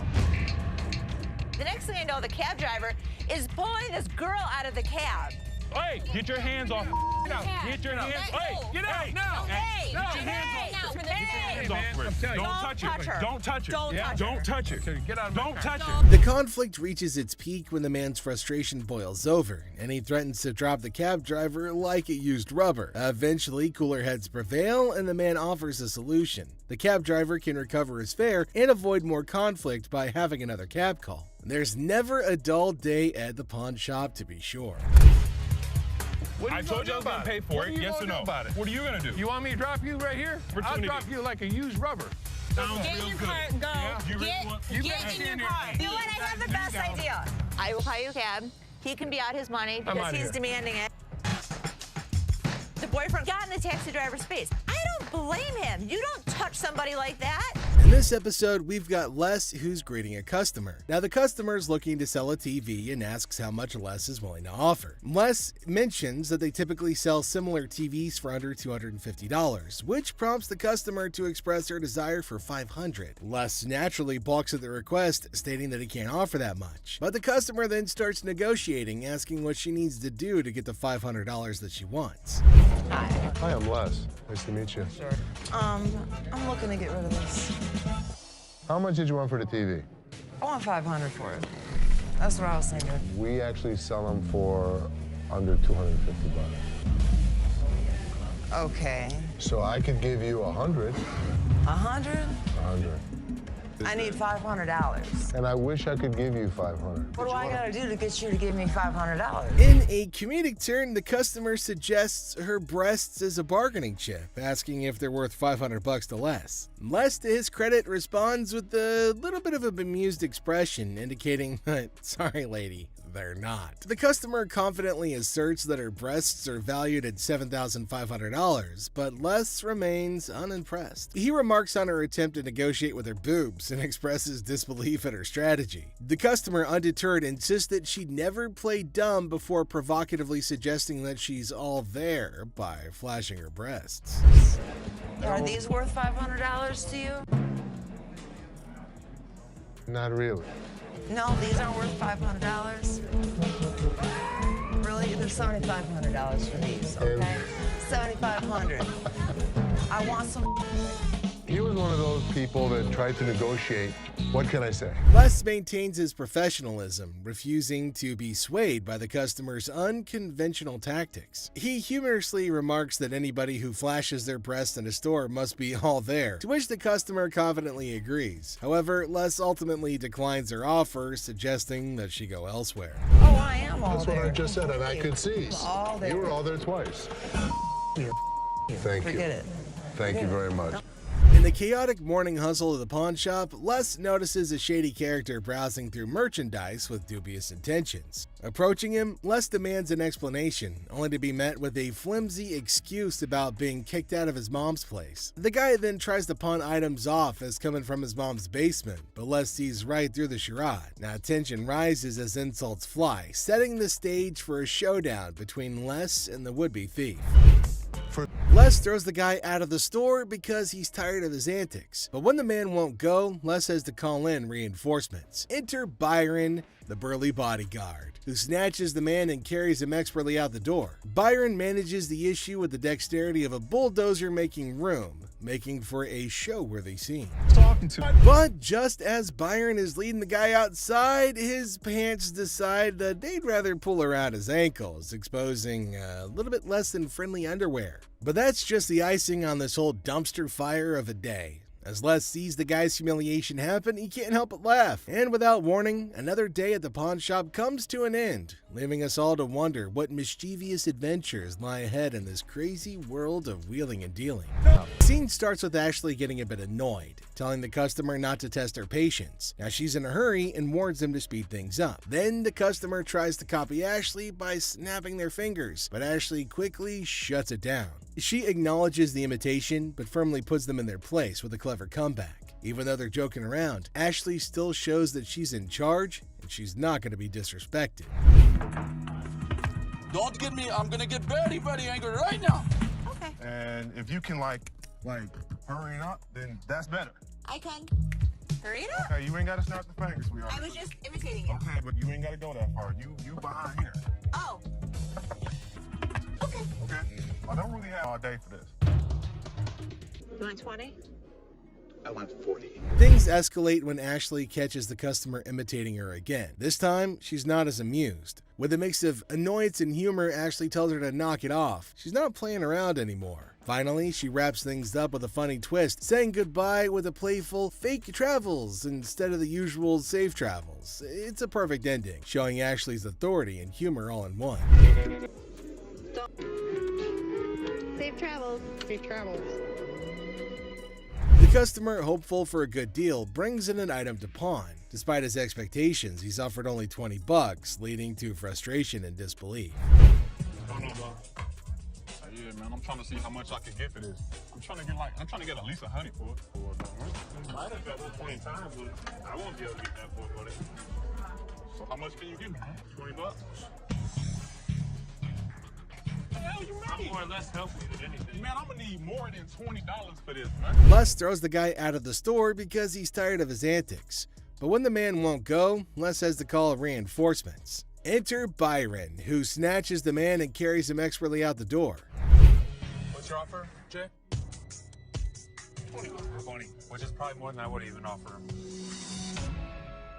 I need my money. I understand. Need at least $100 for this. You paid $200 for that, I overheard? Yeah, I mean, really, you paid $200. I'll sell you like 4 of them. I need more than $20. Why is there more staff out here? And I see another irate customer in line. That's all I'm giving you. Period. Despite attempts by other staff members to calm the situation, the customer's anger continues to mount. Profanities fly as the customer remains dissatisfied with the offered amount. I'm the manager. Oh, you are the manager? I'm the manager. You're the manager? $20 for this. I've been waiting for an hour. Yeah, take your out of here. How about 100? You can give me what the I'm gonna do with $20. Don't know. I need more than $20. I had to calm this situation down. Take your out of here. $20? What the I'm gonna do with $20? Final profanity-laden outburst. A new manager arrives at the pawn shop, surprising the Gold family, and they introduce themselves and express their eagerness to help out. Now, despite initial confusion, the Golds agree to give them a chance and see how their first day goes. When I worked in sales at a bank, I was in charge of tailoring the products to the customer's wants. So I'd like to think that marketing is one of my strong suits. You like those? Like I said, they're durable, very inexpensive. What do you guys want to do? Do you want to purchase or put them in layaway today? Definitely. All right, I'm so excited. I got my first sale. So what do you think? I love it, but I'm not really sure how comfortable Ashley is about me coming in. You know, I'm really not worried about Ashley. Did you know about this? Good luck, Ash. Have fun, co-manager. The new manager showcases their sales skills, confident in their ability to tailor products to customers' needs. Despite their apparent enthusiasm, several family members question the comfort level and suitability for the position. He's teaching her the business. Teaching her to take over? They're not going to get more than $1,500 anywhere else. I can guarantee that. Great. Wow. The new manager insist that the deal's a good one. Tensions start to rise as the customer questions the offer. Meanwhile, the Golds observe the situation with uncertainty. A guy strolls in all casual, claiming he scored these concert mics from a crowd toss-up. Seth, in disbelief, questions the absurdity of magically finding zipped-up mics in a wild crowd. Cue the suspicious eyebrows. Keep an eye on him. Hi, how are you? I'm from American Jewelry. I have a gentleman down here who is trying to sell me some microphones. Are you missing some? Exactly, I've got them. You're gonna need to come down here. All right, thanks. Ash, call the cops. Hi, this is American Jewelry and we have stolen merchandise. Thank you. Seth gets into detective mode, calling the venue to verify if they're missing any mics. Well, turns out they are. Cue the dramatic music and the plot thickens vibes. How much were you looking for? $100 a piece, if possible. How about 75 a piece? That works. Who the are these kids now? Are these his friends? So we're waiting for the police to come. Okay. They're leaving. No, man, you can't leave. The cops told us to hold you here. Why? I'm not the person that came up. You're all involved in the group. That's the way it works. Until we know what's going on, that's the way it's going to be. So if you want us to have a seat till the cops get here. Suddenly, the situation's hotter than a jalapeno in July. Seth's on the phone with the cops while the shady mic holder is sweating bullets. Security's on high alert as Seth tries to play cool, but it's chaos. Cue the circus music. So Ashley's caught in the middle of a classic family feud at the pawn shop. Dad's all like, "Close the door, Ashley, we need to talk." But it's not a cozy little chat. It's more of a what the heck's going on kind of situation. Turns out there's drama about TVs and Rich, and Ashley's like, "I used to run this joint, dude." Cue the fireworks. Always pinpointing on the bad always stuff. done Can you good. stop talking over me? You don't appreciate me. You don't appreciate anything I do here. I don't understand. We're family. You treat me like I'm a piece of what the do you ever point out the good stuff I do here? I don't understand. We're family. You treat me like I'm a piece of you inside. I don't even know what to do I'm anymore. taking the store side. Ashley is laying it all out. Now she's feeling underappreciated, like she's stuck in some kind of twisted family drama sitcom. She gets irritated and eventually walks out of the room. Then I quit. I'm done. You're not done. Watch. You're not done.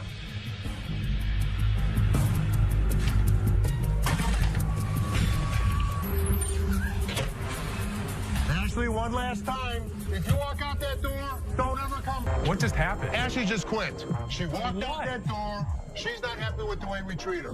I cannot deal with it. I'm out. I don't care what he says to bring me back. I'm done. When you allow your emotions to run a business, it's the worst thing she could ever do. You're gonna lose. But if you thought that was it, there's another surprise twist as Ashley drops a bombshell openly declaring that she quits and that she's done, and then she pieces out, leaving everybody in shock. But Les is stuck scratching his head, wondering what the heck just happened. But Ashley has made up her mind. Emotions run wild and business gets a kick in the gut. Classic pawn shop drama. Get ready to chuckle as we witness an overenthusiastic customer diving headfirst into negotiations with Ashley over a watch. With all the finesse of a bull in a china shop, he throws out a laughable offer of just $75. Ashley, ever the comedic genius, bats it away with a playful smirk. But hold on to your hats, folks, because our customer isn't done yet. He dramatically ups the ante to a jaw-dropping $599 despite the watch being worth nowhere near that amount. Now, before you say something, now I'm gonna be honest with you. This right here, it's worth a lot of money. So, this, I should get some change back. Hold on, wait a minute. This is worth, look at it. 2 and add 3 more zeros with it. 2,000, baby. Me out, and guess what? You gotta give me some change. Our intrepid negotiator isn't about to back down. With the confidence of a superhero, he insists that this watch is worth its weight in gold. Quite literally. He even flaunts a fat stack of cash, convinced that he's about to seal the deal. But Ashley, bless her heart, isn't buying it. She keeps a straight face as our customer sails further into the sea of absurdity, refusing to cave to his outlandish demands. Bill. Okay, and it's worth $2,000. It's rare to find a $2 bill that got red in it. Now tell me they ain't worth $2,000. I'm about to go deaf right now. No more than that around your neck. You understand me? You little chunky, drawn-looking person. Okay. Now hold on to your sides before they split, because things are about to get even funnier. As our customer cranks up the theatrics, Ashley's amusement hits an all-time high. With a twinkle in her eye, she gently reminds him that the watch isn't exactly a crown jewel. But our negotiator, bless his delusional heart, won't take no for an answer. Ashley keeps her cool, relishing every moment of this side-splitting showdown. My $2 bill up. You know what? I'm gonna tell you something. Okay. You owe bologna sandwich. Y'all ain't got no money. Okay. Have a good day. Big Mouth is hungry. Real funny, man. Y'all be killing me. I'll pawn you. Matter of fact, that $2 bill, you gonna... And now the moment we've all been waiting for, the finale. Our customer's frustration approaches a boiling point, but Ashley, ever the queen of comedy, doesn't miss a beat. She continues to milk the situation for all it's worth, leaving our customer red-faced and defeated. And just like that, he storms off, leaving us in stitches as he hilariously fails his attempt at negotiation. Next up, we've got a furniture fiasco as a man discovers a one-of-a-kind table, only to have their excitement interrupted by another customer demanding that they vacate the throne. But the first customer's not moving. Get your ass over and shut up. Get off that bed. No, I ain't getting no. Get off that bed. What the you gonna do, baby? Who do you think you are to talk to me like Girl, that? if you let me, I'll be slapping that ass. You're talking to, mother. Back up. Back up. Take my ass out of here. Man, really? We don't think so? You don't think so? Tensions skyrocket amidst the customer's verbal barrage, but fear not, for Ashley steps in, serving sass and shutting down the disrespectful discourse. Honestly, with Ashley, who needs a savior in sparkling armor? Here's the way it's gonna work. You don't disrespect my daughter in my store. Get the out of here. If this guy ever shows his face in this store again, we're gonna kick his ass. Gonna get your hands off me. Really or what? We go back, disrespecting my daughter like that. Ultimately, Les has to step in and settle the score by enforcing the rule and ejecting the unruly patron. With one stern glance, Les sends the troublemaker packing, restoring peace and reminding everybody that disrespect isn't welcome in his kingdom. The scene kicks off with Grandma storming into the pawn shop, demanding her money back for a purse that she claims is fake. Now, she's not holding back, loudly insisting on a refund while the audience can't help but applaud her fiery entrance. You don't want to mess with a grandma on a mission, so she demands to restore her sense of humor before anything else happens. She insists on getting her money back, saying that the purse she purchased was just as phony. Les tries to maintain his cool amidst Grandma's escalating tantrum. Now he asks for the receipt, but Grandma didn't expect that curveball. Now she intensifies her demand for a refund, saying she isn't playing games with her hard-earned money, even without a receipt in hand. Now, Les's justifications aren't going to hold water with her. She wants her money, and she wants it now. That's when you think the situation can't get any more ridiculous, Grandma takes out her cigarette and lights up in the store. Les, however, ain't having any of that, and warns her right away that smoking isn't permitted anywhere, especially in his store. Grandma, however, is in no mood to follow the rules, leading to a showdown where Les tries to put out her cigarette while she vehemently refuses. As the literal smoke clears, Grandma's still not backing down.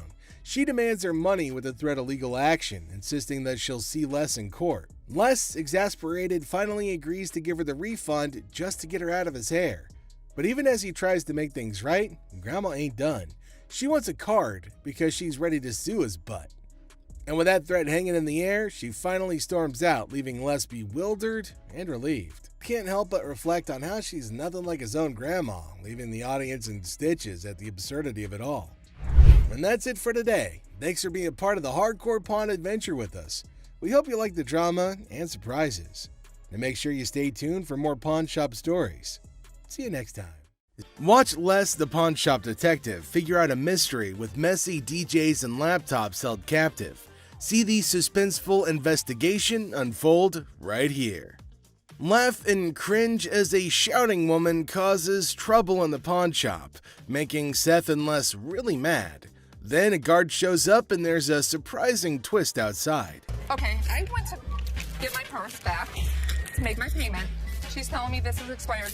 That's my purse right there. That one right there, the black one. A meticulous lady strides in armed with confidence and a fake receipt, proclaiming ownership of a purse. Little does she know that Ashley is the store's memory bank, fully aware of every item in its rightful place. The girl, in her eagerness, attempts to vault over the counter, unaware that Ashley, the guardian of scams, is on duty. My purse right there. How do you know that's your purse? Because I know my purse. Here's the money. I want the purse.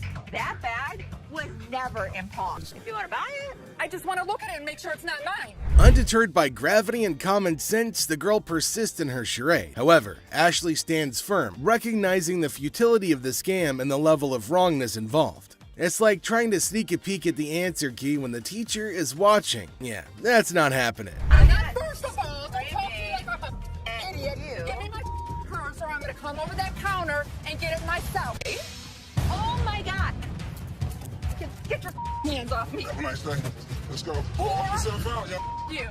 With a swift resolution to this failed escapade, the girl finds herself unceremoniously escorted out of the store. Lesson learned. Ashley's scam radar is always on, and jumping over counters won't get you far in this pawn-filled drama. Enter the family feud. Ashley drops the bomb on her brother Seth, calling him a hypocrite. But why? Well, he casually throws around $880 for a painting, while Ashley, according to her, can't even snag a deal for $30. Sibling dynamics at their finest. And as Ashley confronts Seth about the apparent double standards, she probes into the intricacies of spending $880, questioning how bad it could be. Seth, in classic sibling fashion, argues that his purchases are all about resale value, a concept he conveniently forgets when it comes to I am not going to forget the situation anytime soon. Seth better watch his back. Things heat up as Ashley demands an apology. Seth takes a nosedive into being the ultimate a-hole, apologizing for an $880 buy. Oh no. Instead, he hits her with a sorry not sorry for her supposed attitude, topping it off with a charming label. Well, let's just say that it rhymes with witch. Sibling rivalry reaches a whole new level on this show.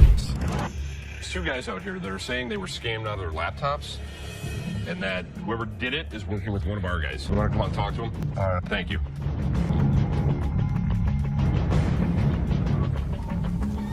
Who is it? Les is hit with some unexpected news. A few guys claim that they've been pawned by a girl from the staff. Les, ever the detective, approaches the situation with a mix of suspicion and humor, wondering aloud if he's either unintentionally swindling customers or if bizarre customers have taken up a new form of thievery. Tell me. She pawned 2 of our laptops, and she told us she was gonna bring them out to the back. Some of it being, we don't. Okay, wait. You pawned something? Yes, she had to take it to When did you pawn it? Today. Today. She Okay. had to take it to her. And the money? Yes.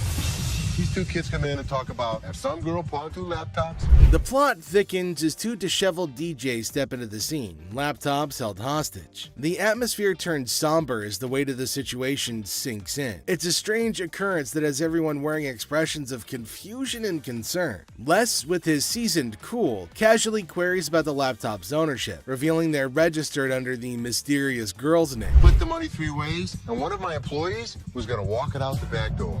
Either this is a new way for my employees to steal from me. To contact the owner because we want. I am the owner. I'm just trying to switch the ticket so she can't have them. And it's in her name. No, that's why I wanted to know if I can't do it. The tension rises, but Les doesn't crack under pressure. Maturely handling the situation, he asserts that he needs the lowdown to work his magic and get those laptops back where they belong. It's a pawn shop mystery, and Les is the detective determined to unravel the peculiar case of laptops and loyalty. Tame a woman at the counter. Let's see what she's gonna come up with. Is she asking for free money? I think she might possibly be mad, though it is kind of funny that she's got enough courage to come up and ask for money without investing anything. Now, the lady at the counter frowned and asked her if she paid or not. Intriguingly, she hasn't paid anything, but she's still asking for money. And to make matters worse, she started shouting at her. Everyone around started looking at her, wondering what the hell was going on. Seth and Les get a little furious as everybody's just standing around trying to figure out what's going on. She started bullying her, but the lady tried to explain to her again that she misunderstood the agreement and they're not just gonna give her free cash. But this lady's just not listening to anybody. Well, Seth then enters, so who knows what's gonna happen now, the whole document or not, and she was not listening and constantly arguing and pointing to them as if they had done something wrong. Meanwhile, other women decided to intrude, and oh my god, it's gonna be funny. Looks like they've all decided to have a fight in the pawn shop. Wonder how that's all gonna end. And it looks like now see the other women get in and start shouting at her as everybody behind her was waiting for her to get out of the queue. So they started fighting, and now they're all having an immense fight. Everybody around is watching and laughing at them. Well, the guard had to go and break everything up. Well, at least they're all gonna get treated the same way, especially the one who created the mess. Pretty sure they're gonna hold him up and throw him out. And there they go, they're still shouting and fighting with each other as well. They were sent outside and they started beating on each other, holding each other by their hair and man. They beat the crap out of each other, and people around them were just watching and waiting and having a curious but funny conversation about their nonsense. Talk about a hella cringe episode. Okay, so there's a guy coming into the pawn shop with something in his hand, maybe a poster. But what's it for? He came to Seth and the other man and showed them this poster. Now it feels like they're interested in it and there might be a handsome deal between them. Detroit Lions players had signed. Did you drag it in? So during the flood, I seen it down there, and that's when I pulled it out. She went down there and she supported these people, and while she was walking the picket line, she would have gathered signet, $1,000. He started describing the poster that's mainly about the protest of people in history, and it's got lots of signs of well-known people and has got a lot of worth. He explained everything in one go and demanded a heavy amount for it as it was really valuable to him. Seth told him that it's got some stains on it, and it's no doubt the same poster of historical strike, which made it worthy, but for him it might make a lot of difference. Seth and the man explained that it's not about the worth that he's asking for, in terms of thousands of dollars, but it's also about the condition of the poster, and it's not in a very good one. The man is continuously arguing that it's got signs all over it. If Les has seen it, that he'll definitely be surprised and definitely pay more than $1,000. Well, as for Les, he just came in, judged the entire piece and told him that he's asking for too much, and later on they further described that it's torn from the top and the bottom, and it's also got damage and they can't pay more for it. But he still won't agree to pay for it. But he did say that he'd charge $500 off of the amount, but they couldn't reduce it any further. He asked for $200, but no, it's not going to be a good deal, and they told him to leave. The man in need got a severe shock and held up the poster thinking. Les again said that they can't pay more than $100, and after some time of quietness, they agreed to the deal. Finally, the happy deal was made. So there's a man, probably an attorney with two ladies along, coming inside towards Les at a pawn shop. Now, Les knew about it before. He asked for Les, and fortunately, he was at the counter. He asked why they had arrived at the store. He said that he came here for the ring, which they bought from these ladies for $10,000, but they didn't pay and gave them the receipt. Now, he put up the receipt and showed it to Les, and accused them of cheating and stealing from the women and taking their expensive ring. But Les was cool and controlled his anger. Whoever produced this ticket didn't understand. There's the game-changing point. Les, after listening to him, explained that he will reveal the truth now by showing the real receipt that they had. He went and came back with real receipts that they've been giving to the customers. There he spotted major differences. He notified him of the major changes in the receipt that he brought. The man looked rather weak, and the attorney turned to the women, but oh my god, they're still accusing Les of having given them the wrong receipt and asking the attorney to take the money from Les. The man, being down on himself as you can see, argued with them. The man showed the evidence to the ladies and told them that they were having the wrong receipt, but they continued to argue. The ladies started harassing both of them and started using personal attacks. They were all arguing amongst themselves. Pretty crazy. The attorney went back as he can't do anything for the ladies. How are you? I'm doing okay. What can I help you with? Either trying to get a loan on it or you guys can buy it. Trying to sell it for maybe like $150. $50. Why is it $50? The certificate and everything is in there. And the bag costs actually way more than that. Well, if you can tell, it's actually stained. Okay. All through here. I'm trying to sell it for $150 or get a loan for $75 instead of the $50. Yeah, I wasn't interested in more than $50. If you know purses, then you know the. As our unsuspecting customer strolls into the kitchen at chaos, little does she know what's cooking today. Ashley, patiently bracing herself for another round of absurdity, politely inquires about what the customer's looking to offload. The girl, blissfully unaware of the purse's actual value, confidently suggests a price that's almost a steal. It costs way more than that. Okay, but I'm not going to pay you for the amount that you think it's worth because it's stained. This is not one of the newer ones. This is not this season. I know about purses. It was torn. It was stained. It's not even the last season's bag. The thing is old. But you still willing to buy for $50 though, so if it wasn't worth. And now the plot thickens. The lady asserts that if Ashley truly understood purses, she'd gladly accept the offered amount. However, Ashley, standing firm in her claim that the purse is torn and not worth more than $50, creates a hilarious clash of valuation difference. We even say $50. So they didn't say it wasn't worth. Can I talk to somebody else? I don't want to talk to your pepperoni looking ass. Can I get somebody? My pepperoni looking ass. Pepperoni ass? I don't even know what that means. She take a look at her own ass. Can I get somebody else to talk to? It don't even matter. I don't have to talk to you. And I don't talk to you either. So why don't you go home? Can I talk to somebody else? Why do I have to talk to you? Because you disrespectful. I'm disrespectful and you call me a pepperoni ass? Ugly ass bitch. F you. And it's time to cue the drama. Ashley throws out the bold figure of $50, and it hits the customer like a curveball she wasn't ready for. Feeling the heat, our lady teeters on the edge of diplomacy and blurts out the unforgettable line. She labels Ashley a pepperoni ass and decides that she'd rather chat with anyone but her. Talk about spicing up negotiations. 3 males walked into a pawn shop.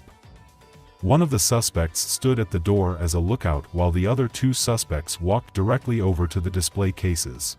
So, like, these 3 guys roll into the pawn shop, just casually strolling in. The other 2 guys, they head straight to the fancy display cases. It's all got suspicious vibes. And then, bam! One of them whips out a sledgehammer and starts smashing the glass. Things are starting to get pretty wild. At some point, a customer from the place is seen leaving calmly while the lookout tells her to hurry up. The suspects appeared to be wearing heavy-duty gloves in order. At one moment, a person from the shop strolls out all calm, and someone's keeping an eye on her, urging her to speed up. The people thought to be involved seem to have on these tough gloves, maybe so they don't get any cuts. Not to get cut while removing the glass from the cases. Both suspects placed the jewelry and many other valuables in the bags. So when they took off the glass from the cases, both of them put the jewelry and lots of other valuable stuff into bags. After that, they hightailed it out of the store in a black Mercury marquee. Case at? Where the case at? Where is it at? Where he put them on? The guy storms into the pawn shop all worked up and starts shouting about a missing case. He's demanding to know where it is, and he appears to be accusing the staff of removing. The feeling of stress in the air is increasing, and it's obvious that something is wrong. You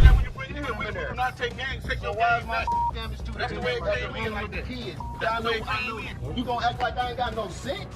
He's accusing us of taking games out of his unit. Look at the ticket. It never said with game. The atmosphere gets even more intense as the guy accuses the pawn shop of messing with his games. Les, the cool guy at the pawn shop, stands his ground. The customer's getting more agitated, making accusations and even talking about blowing up the place, which is just adding to the chaos.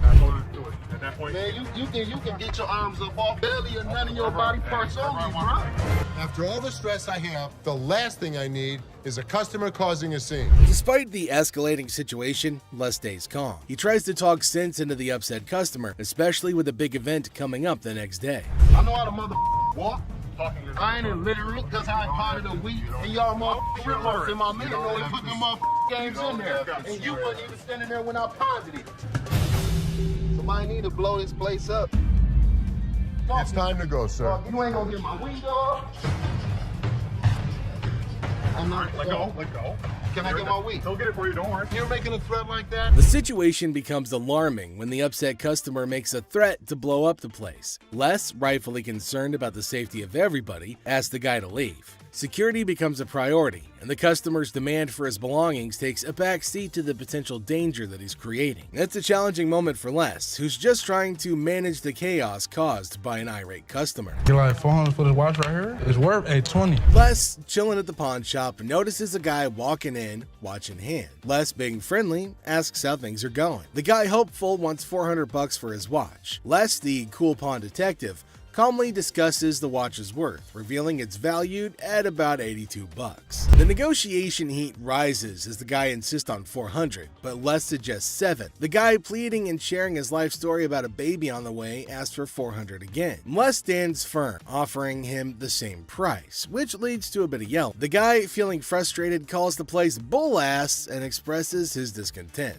The tension escalates and the guy feels disrespected, using strong words and even threatening Les. Les, staying cool, suggests maybe he should have been given $400, hinting at a broken lamp that needs payment. The situation gets intense, with the guy considering if he should have taken the deal. Guy, still upset, leaves the shop, but not without some fiery words. Les reflects on the encounter, realizing maybe he should have given $400 to avoid the chaos. The drama ends, leaving behind a mix of emotions and a used watch. Life at the pawn shop remains unpredictable and full of surprises.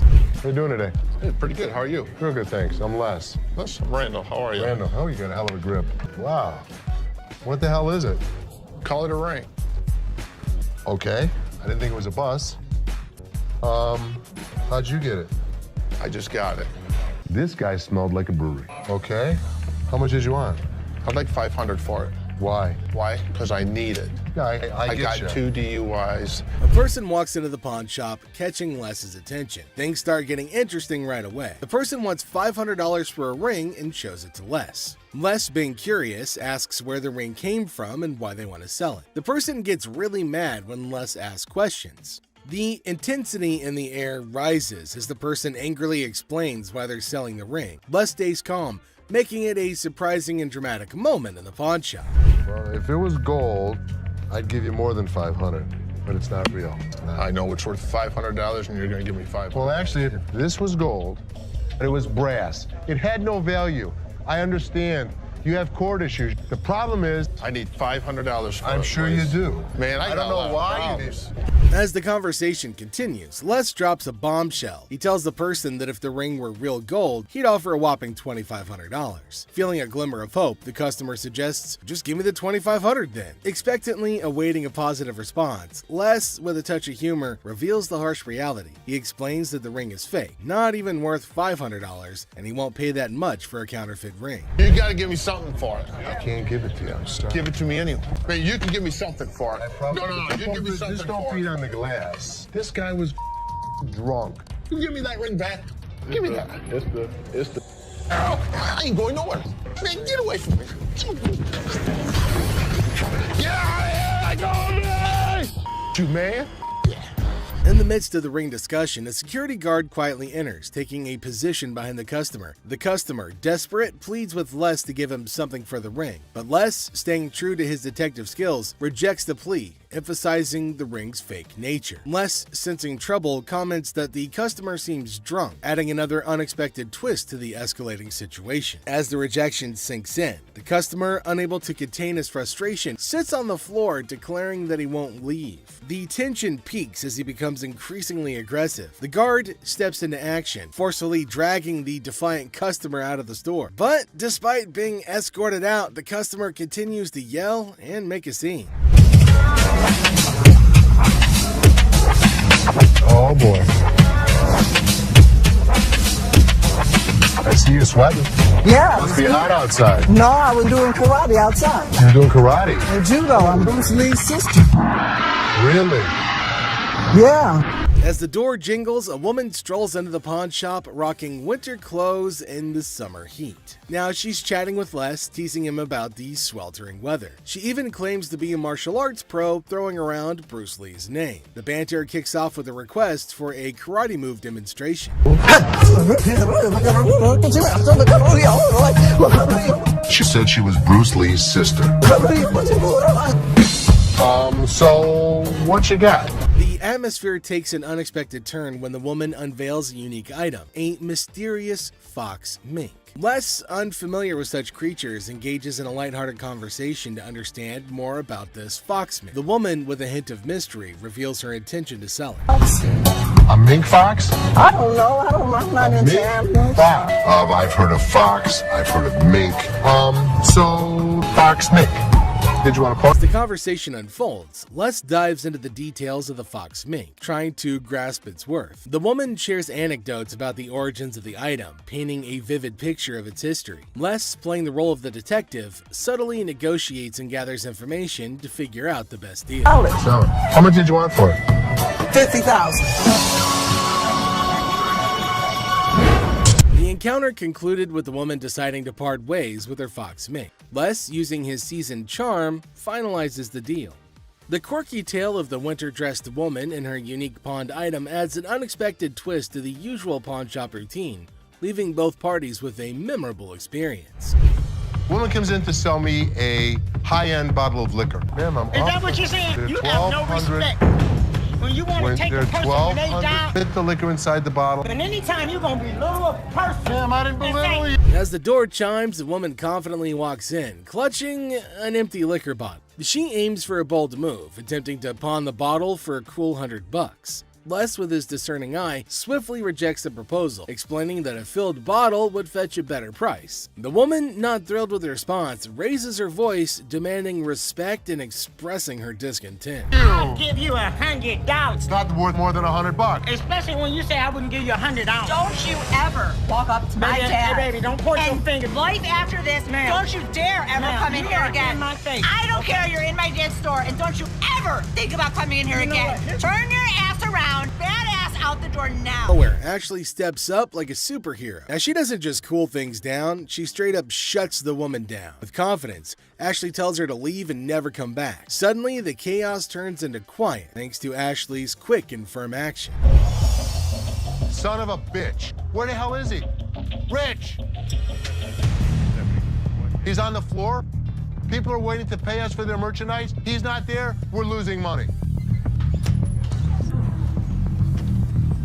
I'd had Rich's back. In the heart of the pawn shop, Les faces a moment of frustration and disbelief. The absence of Rich, a trusted ally for over 2 decades, leaves Les feeling betrayed. The urgency of customers waiting to make payments adds to the tension, and the weight of loyalty becomes a central theme in this unexpected turn of events. Since the first day he came here, over 20 years ago. I feel betrayed. Didn't I just have an employee meeting to tell everybody that they need to step up on their game? I'm watching you and Bobby J talk to these 2 girls. You're out there trying to sweet talk them, trying to bullshit with them. I'm looking for you in layaway. Where the hell are you? I gotta sit in layaway all day long and just wait for something to happen. As the minutes tick away, the atmosphere inside the pawn shop grows more intense. Les reflects on his long-standing support for Rich, highlighting his sense of loyalty that spans a quarter century. He recalls a recent employee meeting where he emphasized the need for everyone to step up their game. Disappointment and frustration seep into his words as he confronts the situation, a pawn shop mystery intertwined with personal and professional loyalties.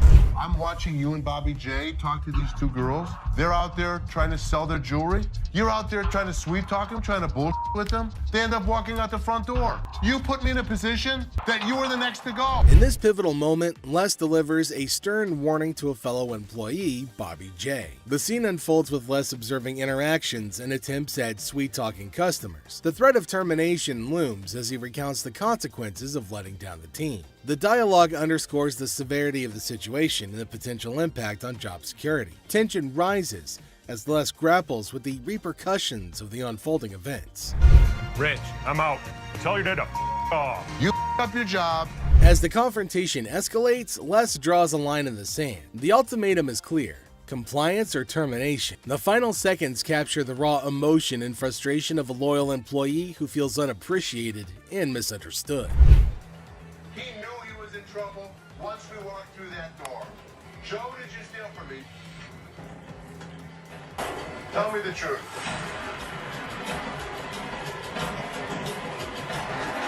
Inside the pawn shop, a sense of trouble looms as the head of security, Joe, faces a difficult moment. The air is heavy with anticipation as accusations are laid out. In a tense exchange, the truth emerges when Joe admits to stealing. The weight of the admission sets the stage for the unraveling of a trusted employee's actions. The detectives call in uniformed officers to put the cuffs on. And then he reaches into his pocket and pulls out an assortment of jewelry worth over $7,000. As the admission hangs in the air, the situation takes an unexpected turn. Detectives call in uniformed officers to apprehend Joe. A place built on trust is now shaken to its core as the true extent of the betrayal unfolds. You go this way. This is my loyalist point, my head of security, guy that I trust. The arrest unfolds and reality sinks in for the pawn shop owner. The disbelief is evident as a devoted employee, the head of security for the previous 3 years, is carried away in handcuffs. The emotional weight of the betrayal is clear in the owner's voice, which expresses the anguish of putting trust in someone who later proved dishonest. If he was, it could be anyone.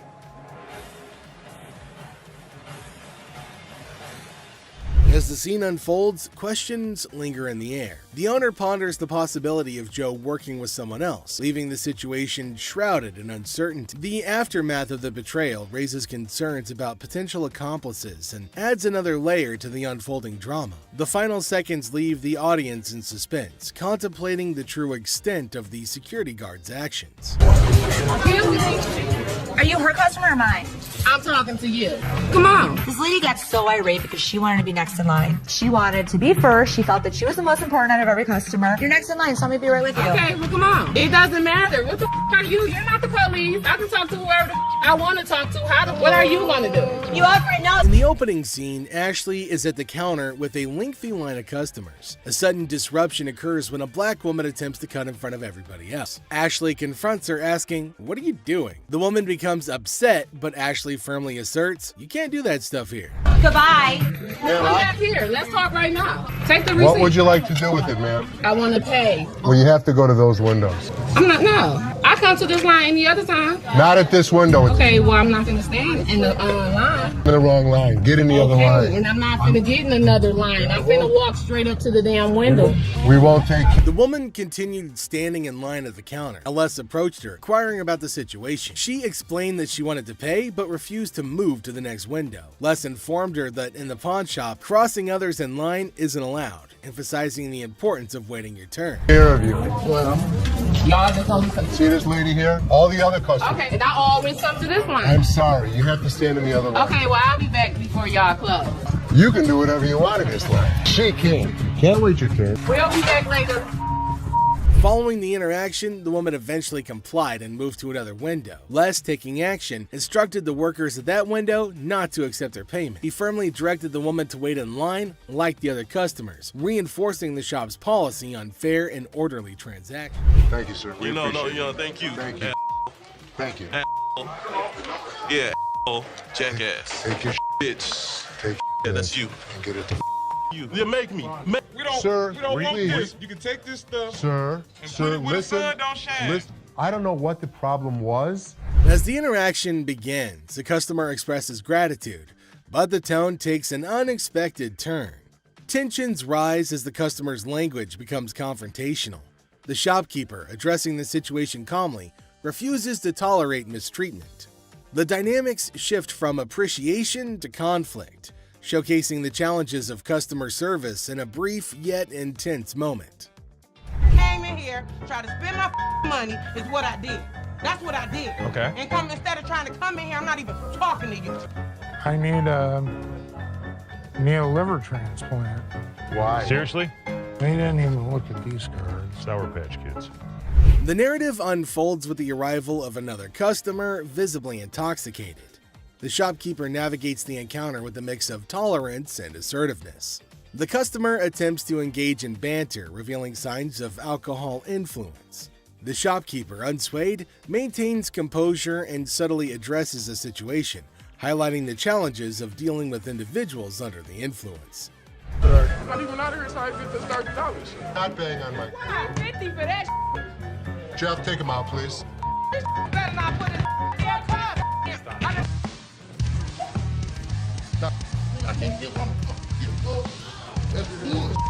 In this segment, a discussion ensues about cards and a potential liver transplant. The shopkeeper encounters a situation where the customer's intentions are unclear. Misunderstandings arise, and the shopkeeper skillfully navigates the conversation. The dialogue touches on humorous elements while portraying the complexity of communication in a retail setting. What, is it, ma'am? Is it? I don't know. You tell me. Man, come on, you the dude with the ponytail? The wife's racking my nuts on the telephone constantly. Start 2 earrings in your ears. Does it matter? Just take it off, put it with mine a little bit, let it get a little bit more weight to it, and go ahead and give me my money. Does that make sense? Right this way. You can't come back. Damn this! Go out my way now! One of y'all touch me! I'll break this. I'm more than happy to go to the ends of the earth for you. When you come in like an ass, you be walked out like an ass. The scene takes a surprising turn as the atmosphere shifts. The shopkeeper reassures the customers that, despite challenges, the store is dedicated to going the extra mile for them. The encounter, starting with tension, concludes with an assurance of excellent service. This final part encapsulates the roller coaster of emotions within a brief time frame, showcasing the highs and lows of customer interactions. In the electronics section of the store, a customer named Robert engages in a conversation about a TV with the store employee. The casual tone sets the stage for what seems like a routine interaction. The customer questions the TV's price, sparking a humorous recount of a previous encounter where he claims to have purchased the same TV for a lower price. And then y'all gonna sell it for $400? You gonna make that much profit off me? As the dialogue unfolds, the customer expresses dissatisfaction with the marked up price, claiming the store will profit significantly from his purchase. A manager steps in, attempting to resolve the situation. Tensions rise as the customer questions the legitimacy of the price hike and demands a resolution, emphasizing the financial disparity between his purchase and the intended selling price. Out here so fast. Stop by who? Who are you? Les asserts his role, introducing himself and trying to understand the customer's concerns. The customer, however, remains skeptical, challenging the legitimacy of the store's actions. The language barrier becomes a point of contention as the customer questions whether the manager understands English. The atmosphere becomes charged with frustration and confusion. Who are you? I'm good. How are you? Well, actually, I'm not doing so good. No? My grandma just passed. I'm sorry. I was like hoping to. Okay, so whose ring is this? My grandma's. Oh. So you want to just pawn it, right? Because you want to be able to get it back? Yeah. Okay. Do you have anything else? It's not real. What you mean it's not real? It's not real gold. A guy comes in feeling sad and asks Ashley to pawn his grandma's ring, explaining that she passed away and it's all he has. When Ashley checks the ring, she gently says it's not real. Concerned, she asks if he's got anything else, wanting to help him in a simple way. You saying basically y'all sit up here and waste my time talking to you? You don't waste your time. If you have a TV, you can pawn your TV. What the f*** I look like pawning my TV? Do you have a TV? I need to speak with somebody else because you irritate me flat out. It's acting really erratic and it's making me really nervous. Lower your voice. Don't Lower your tell voice. me Lower what your to do. voice. Don't Lower put your voice. finger in Lower my your face. voice. Lower your Don't voice. put your finger. Ashley breaks the news that the ring isn't real. The person gets upset, saying it's not fake. Ashley suggests pawning a TV instead, but he questions why he should. Despite Ashley's efforts, the man gets angrier, repeatedly telling her to lower her voice. Ashley asks him not to point fingers at her face, but he ignores her. I'm trying to help you solve your issue. Lower your voice. The next thing I know, this guy snapped. Lower your Don't tell voice. me Lower what your to do. voice. Don't Lower put your your voice. finger. You got me up. No, let's go. Let me go. Let me go. On the ground. On the ground. On the ground, mother. The security guard intervenes, slamming the upset person to the ground and then dragging him out of the pawn shop. The situation escalates and the guard takes decisive action to maintain order. Next up, we've got this episode where a heavily muscled individual made his way over to meet Les to complain about equipment he got from the store that got busted. Somebody bought this. This piece of junk I bought in here just a couple days ago don't work now. It's broken. What is it? Little ab lounger I bought here, man. Workout. In the midst of the pawn shop's hustle, a burly customer approaches Les with a complaint. He's upset about a busted piece of exercise equipment, an AB lounger purchased just days ago. Les, sticking to the store policy, explains that they can only provide an exchange, not a cash refund. Tensions rise as the customer vehemently rejects the idea of an exchange, demanding his money back. They can only hand over another item in place of the faulty one. If you had the receipt, I could give you an exchange. I could give you something. I don't want an exchange because it's probably going to be some again. How about you just get my money? As the disagreement escalates, the customer insists on a cash refund, dismissing the option of another item. Les faces a dilemma, stuck between policy and customer satisfaction. The clash intensifies as the customer becomes forceful in his demand for a monetary refund, setting the stage for a heated confrontation. Les could match him word for word without fear. Better be some money. Or what? Or what? There's going to be a problem. How about What that? kind of... Les, accompanied by his trusty companion Byron the Snuggle Bear, stands his ground. The customer challenges Les with threats of problems if he could. As the woman storms out, Seth bids her a not-so-fond farewell, relieved to see her go. With humor and sass, he ensures that she won't be back anytime soon, leaving the showroom olive-free and entertained by the absurdity of it all. My dad truly believed that this glass could be something. $4 grand? $4 grand, that's probably my... From a killer ride to something straight out of Star Trek. Well, another day at the pawn shop, and you never know what surprises will walk through that door. Today we've got Seth bringing in something that's blowing everyone's mind, and boy is he in for a shock.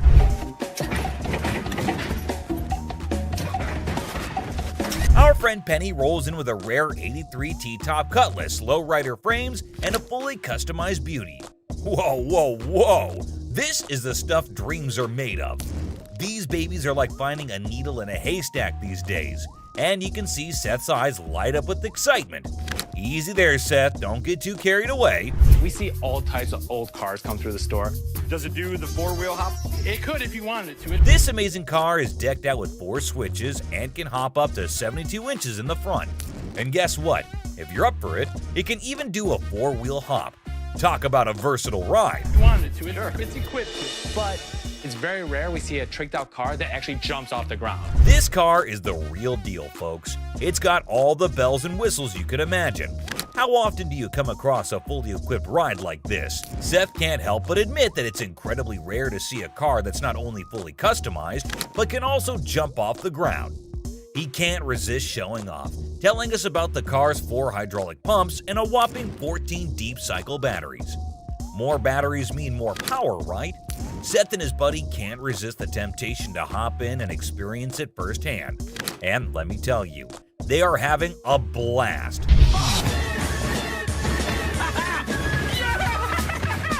Now, Seth really wants this car, but he wants it at the right price. Penny, on the other hand, is hoping to fetch $12,000 for it. Will Seth bite the bullet and make the deal? Well, here's the twist. How about $4,000? Seth is only willing to dish out $4,000 for it. Whoa, talk about a huge drop. You can see the disappointment on Penny's face. He explains that he spent $4,000 just on the paint job alone. After some negotiation, Penny agrees to settle for $10,000. But Seth tries to push it further, offering $7,000. You know he wants it. It's very rare we see a tricked out car that actually jumps off the ground. Penny, being the wise guy he is, doesn't take the deal. In the end, they part ways on good terms. Well, folks, let's hope Penny finds another buyer who's willing to meet his price for this fully customized car. It's always a thrill to see unique items like this in the pawn shop. And who knows what will come through those doors next. Stay tuned for more pawn shop adventures. But here comes another gem-filled day at Les's Pawn Shop. Who knows what other surprises await us in the future? Stay tuned, folks, because the adventure at Les's Pawn Shop is far from over. Hold on to your seats because this next guy is about to unleash some of the rarest goodies on the market. Now, here's the kicker. Ashley confesses that she and her brother aren't exactly die-hard Star Trek fans. Talk about a lucky break, huh? This guy managed to gather all these valuable items from... But wait, it gets even better. He pulls out this kit from Paramount Studios into a TV executive when Deep Space Nine first hit the screens. Whopping $1,200 for everything. I kid you not. This next guy just pulled up with a true gem. Checkered taxi cab. I don't know about the original miles. Meter still... Can you even fathom it? It's none other than a 1982 Checkered cab. Whoa, now that's what I call antique. Take a gander at this beauty. It's in remarkable condition. It's evident that the owner showered this car with lots of love and care. Kudos to him. Did you call for a cab?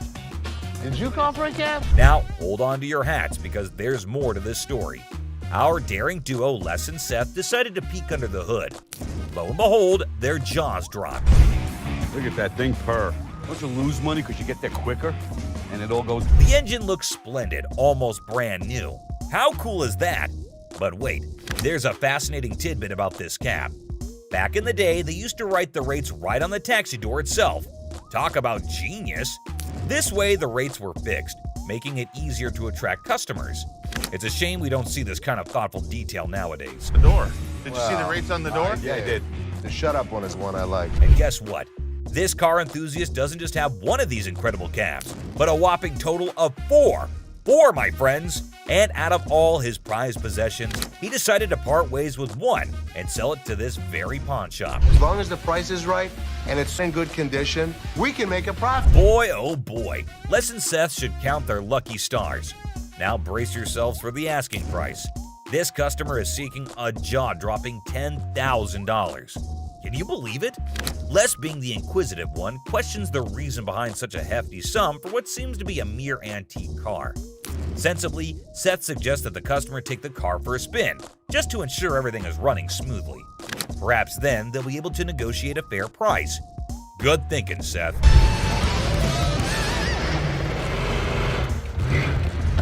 Les, ever the insightful one, recognizes that this is not just any ordinary car. It's a masterpiece, a truly unique item. Plus, considering its excellent condition, they can actually turn a profit from it. However, much to their disappointment, the customer refuses to budge below $8,500. Sadly, no deal can be made today. Nonetheless, Les wishes him luck, and we join him in hoping that the right buyer comes along for this exceptional ride. Fingers crossed. This guy walked in all eager to sell something big, and boy did he deliver. Now hold on to your seats, because things are about to get interesting. This guy is asking for a whopping Ashley, always the one to ask the tough questions, wanders around and refuses to go below $1,000. That's quite a gap to bridge. Sometimes you gotta stick to your guns. Well, after giving it some serious thought, the customer ultimately did decide this and walked away from the deal. But wait, there's more. You think that's the kind of influence Les has, folks? It's smooth sailing from here on out. And that concludes our thrilling journey through 5 super rare illegal items on Hardcore Pawn. Which of these were your favorite? Let us know in the comments below. Like button and subscribe for more action. Until next time, peace out. Anything can happen on Pawn Stars, from crazy fights to unbelievable bargains. But these are the times things got out of hand. Kicking off with this episode, which is sure to give you quite a jolt. Hey, how's it going? The episode just starts with a casual conversation between Rick and an old man. But look what he's got. Yes, my friends, you just laid eyes on an 1884 Colt that was used in the Wyoming Range War, also known as the Johnson County War. Goes with it. There's nothing like a good book after a good shooting. That's what I always say. And not to forget the book that comes with it. I mean, you've got to keep the rare flock together. Rick, as usual, begins his quiz, asked a whole lot of questions before investing his money into something that a normal person would have bought in a heartbeat. So how exactly did you get the gun? My father got this from the great-great-granddaughter of Fred Cope. Are these many questions ever asked while I go to sell something antique? Maybe. How would I know? I've just gone to the shops to buy something, never to sell anything. But wait, it seems like he practiced it the whole night, answered all the questions like a pro. That man did better than the rest of us would do in our lives. Tough college times. Wait, what did my eyes just witness? Rick narrating the whole Wyoming Range War story. Basically, large cattle barons feuding with really small cattle ranchers. The small guys were stealing cattle. It felt like a whole history lesson to me. I must say, Rick does have some insane knowledge about antiques. The way he narrated the whole thing was nothing less than an informative history class. Not gonna lie. Moving further, we see Rick's intelligence as he checked all the details provided on the document just like a professional would. It's got a 45 caliber. This is a 45 caliber. It's a 5.5-inch barrel. That's a 5.5-inch barrel. With this line, when you throw on a personal story that actually ties a cowboy to a gun, that's the kind of thing collectors love. I can see he clearly knows how to hit the proper note. But when you throw in a personal story that actually ties a cowboy to a gun, that's the kind of thing collectors love. Without a second thought, the man quoted $55,000 for the gun. What do you think? Are Rick and the old man on the same page? Well, for you to know that, you have to continue watching. I'd like $55,000. $55,000? And obviously, before getting such a huge amount out of his pocket, he wanted a second opinion on the matter, for which he called an expert. Get someone down here, he'll tell me if it actually belonged to this guy. To be honest, I really don't get it. How can one identify if it's original or fake by just looking at some words written on a piece of paper? Anyway, who am I to say anything? What we have here, it's really hard to make that connection. Some facts were served right there. Like clearly, who else if not Rick would know more than for how much something like that goes in his shop. And you know, Pawn Stars is all about who bargains best to make the most profit. So let's see who gets to cut the cake tonight. And just when he thought things couldn't get crazier, Rick dropped the price and set his bet to $1,500. And all that effort went to waste right in front of your eyes. Yeah, I'm just not gonna be able to do that. I think maybe I'll see if I can maybe get some more provenance. That was pretty obvious. No one would want to sell an antique for this measly amount of money. Definitely not a very profitable deal. And with that deal went flying Rick out of Rick's hands. But in this next episode, this person walks in with a really interesting gun. But how interesting? You're about to find out. Yeah, it's like something James Bond would wear. Yeah, right. You just saw that, huh? But that's not out of a James Bond movie. That thing is as real as it gets. What can I help you with? I'm here to sell my ring pistol today. Well, you know how a gun never stays in the shop for long, be it whatever shape or size. But this thing is something I've never seen or even heard of before. Have you ever seen a pistol ring? Boy, you're looking at it right now. This is something definitely worthy of adding to the antique collection list. Come on, you have to agree with me. Everything about this pistol ring is antique, from loading it to the trigger to its hammer. This thing is a killer. Literally. You know what? If I ever went undercover on a mission, I would definitely carry this cute little devil. James Bond, we just found your vibe. And I know Rick would agree with me too. Yeah, that man seems very particular about the price he's going to ask for that dangerous ring. I'm looking to get $9,000. I'll use it to buy some of the things I collect more often. I personally would wear that ring everywhere. It's an all-in-one combo, kind of a hidden treasure who can double up like your personal bodyguard. It's unreal how cool this thing is. But hey, did Rick just contradict me? Wear them just for fashion. Damn. Rick has got a good sense of humor, not gonna lie. Seriously, getting hit by that mini pistol ring would definitely hurt your ego hard, man. It's also seriously a gun. I mean, it would really hurt getting shot with this thing. And oh, I kid you not when I say that the man clearly did his homework right. He literally asked for $9 grand in the blink of an eye. I mean, that piece truly is a showstopper. But that expensive? Damn. A $9 grand. They're pretty rare. So what happened is that the deal took an intense turn, and Rick, being the smartest in this show, had to prove it. So before finalizing the deal, he wanted a bit of expert advice. I mean, that's always better than regretting later, right? So let's see what the expert had to say about this antique pistol ring.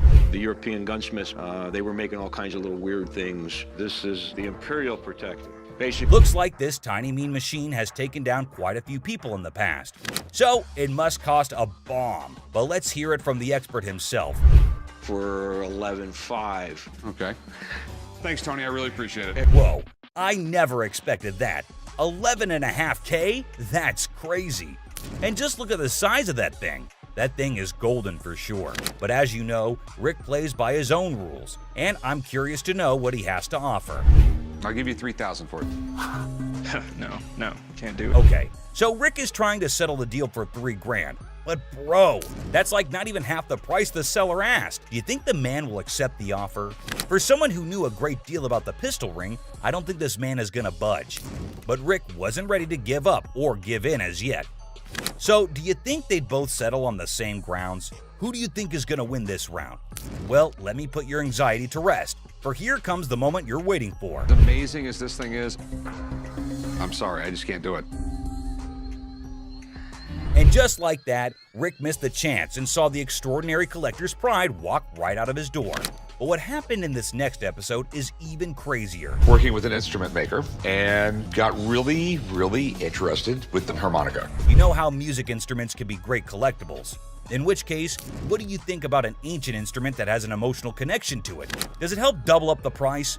Well, I don't know about you, but I have never seen a shining gold M Hohner harmonica. We've all played a harmonica once in our lives. Right, we have. And we thought we were good at it. So for those of you who don't know who Matthias Hohner is, here's a quick history lesson for you. Hohner was a trained watchmaker born in Germany. And his company, Math Hohner AG, is the oldest and largest producer of harmonicas in the world.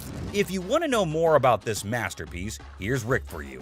So apparently the watchmaker was so blown away by the piece that this is what happened. So he saw the writing on the wall, but he was also working with an instrument maker and got really, really interested with the harmonica. Rick's knowledge never fails to amaze me. There's no question that he is a master of his job, and his trade skills are even better. But is this going to be a jackpot or a lost cause? Before Rick states his price, he found a problem with the musical piece. You get in the ballpark. Okay, all right. It's plastic, and it's not in the greatest shape. I don't know, it's not too bad a shape. The cardboard's coming off. Oh no. That's going to majorly affect the price of this beautiful piece right here. So while the seller was holding on to a grand $500, what Rick pitched was unbelievable. Here's $75 for it. It cost $75? Wow. I would feel humiliated if I was that harmonica right now. I mean, come on, man, it's not that bad. But what can I say? Rick knows better. And the seller wasn't ready to back up, and even had a genuine reason for it. $1 to fill my truck up with gas right now. I can't take $75. I find the man reasonable. The least you can do is compensate his gas. But as you know, there are no emotions involved in business. Rick's not taken aback by anything, and sticks with his price, but he failed to grab the deal. I think he wouldn't mind much though, because the harmonica was plastic, and it was also peeling off in some places. So sadly, the seller needed to go back home with the broken instrument, and he couldn't even make enough money for gas anyway. Next up, we got this interesting thing that you'd never expect at a pawn shop. The guy just pulled in the parking lot with a boat he wants to sell. So Chum and I... Yes, it's a freaking boat! What you're looking at is a 1958 Sea Flight glass string, and this is no common sight, y'all. Rick and Chum came to take a look at the huge and fascinating boat, and it looks like they already like what they're looking at. 57 Chevy, didn't they? Sure did. Is it a convertible? And how could something start without Chumley's irrelevant questions, right? Like always, he was more worried about the boat being convertible or not. Well, Chum, you definitely cannot expect everything to be fancy, okay? Despite that, I can't help but love Chumley's confidence. Meanwhile, the seller has made up his mind to demand a hefty $10,500 for the boat. Let's hope he can make just as much from the master of negotiation. And this time, the item in question was a timeless beauty, created in 1958, standing tall, defying the effects of time. Whoever maintained it surely did it with the utmost care and dedication. Great work right there, but I think someone is already getting busy coming up with the numbers. It looks just like the 57 Chevy I got for the old man's birthday. It's definitely tempting. Rick's already deciding how he was going to pitch this look-alike a 57 Chevy. This Glastron boat is awesome, but boats are tough to sell, so it has to be a home. Like he already said, boats are money pits. I mean, nobody would want to keep this huge boat in their homes as an antique. Quite rare, as the word suggests itself. But this seller is definitely giving Rick tough competition. With all that USP knowledge he was throwing about, he came in here ready to face the pawnbroking world. Do you know why? Because it was a little 17-foot boat. No, because it was fiberglass. No more wood boats. Wood boats were moving out. But what happened next was totally unexpected. 10-5. In an unexpected turn, the owner of the boat bravely revealed a startling price tag, $10,500. Wow, that's crazy. What do you think Rick is gonna do? Will he buy it or break it? I don't even want to make you an offer. There's too much work that's got to be done for me to make anything. Did you see that? Rick didn't even make an attempt to convince the donor to accept a lesser price. But that's exactly what the show is all about, expecting the unexpected. But you cannot miss this museum piece that just made its entry into the shop today. A man brought in an ancient coin, a portrait of Julius Caesar from the month before he was assassinated. Well, I have a coin here. It's a portrait coin of Julius Caesar from the month before he got assassinated. But before that, quick history lesson. Did you know Caesar was the first living person to be depicted on Roman currency? Back then, this honor was only reserved for the gods, so you can imagine Caesar's position in the society. So you know that having him on a coin is quite exclusive, and any historical coin collector would be yearning to get their hands on this coin. Would do what was necessary to preserve the Republic. Okay, and no matter what he did in office, Rick was taken in by the intriguing offer, and his sincerity came through, creating a favorable environment for a possible deal. Rick, though, sticks to his strategy since he was logical. As you know, the man is a smart specialist who always seeks professional advice before taking major action. But let's see what the price on offer is. How much were you looking to get out of it? I want $4,400, please. Okay. I like this man's confidence and how he's so adamant about the asking price, exactly the way it should be. The style is correct. Everything is right. Okay. It's perfectly genuine. The expert's analysis is giving us a ray of hope with each passing second. So let's see what the experts have to say. $1,500. Retail? Retail. Wait, what was that? $1,500? Are you kidding me? I thought that coin was a big deal. But what just happened? It's ridiculous. I mean, sometimes you can never explain how things turn out to be in the pawn world. Just like this episode where a man walked in claiming to have a 1951 Yankees team signed ball. 1951 Yankees team signed baseball. For those who may not know, the New York Yankees of the 1940s and 1950s were the most dominant team in baseball history. They won 10 World Series titles only between 1947 and 1962. Including their 5 consecutive World Series victories from the 1949 to 1953 season. However, things have now taken a turn, and the glory remains in history. Coming back to the item in concern, the seller also claimed that the ball had the signatures of around 22 to 23 Yankee players from around that time. And out of all of them, it had the signatures of Joe DiMaggio and Mickey Mantle. Had about 22, 23 signatures on The year 1951 holds a special place in baseball history, as it was Joe DiMaggio's final season and Mickey Mantle's first. Also, Yankees won their 14th World Series that year. Buckle up, because this episode is sure to amaze you.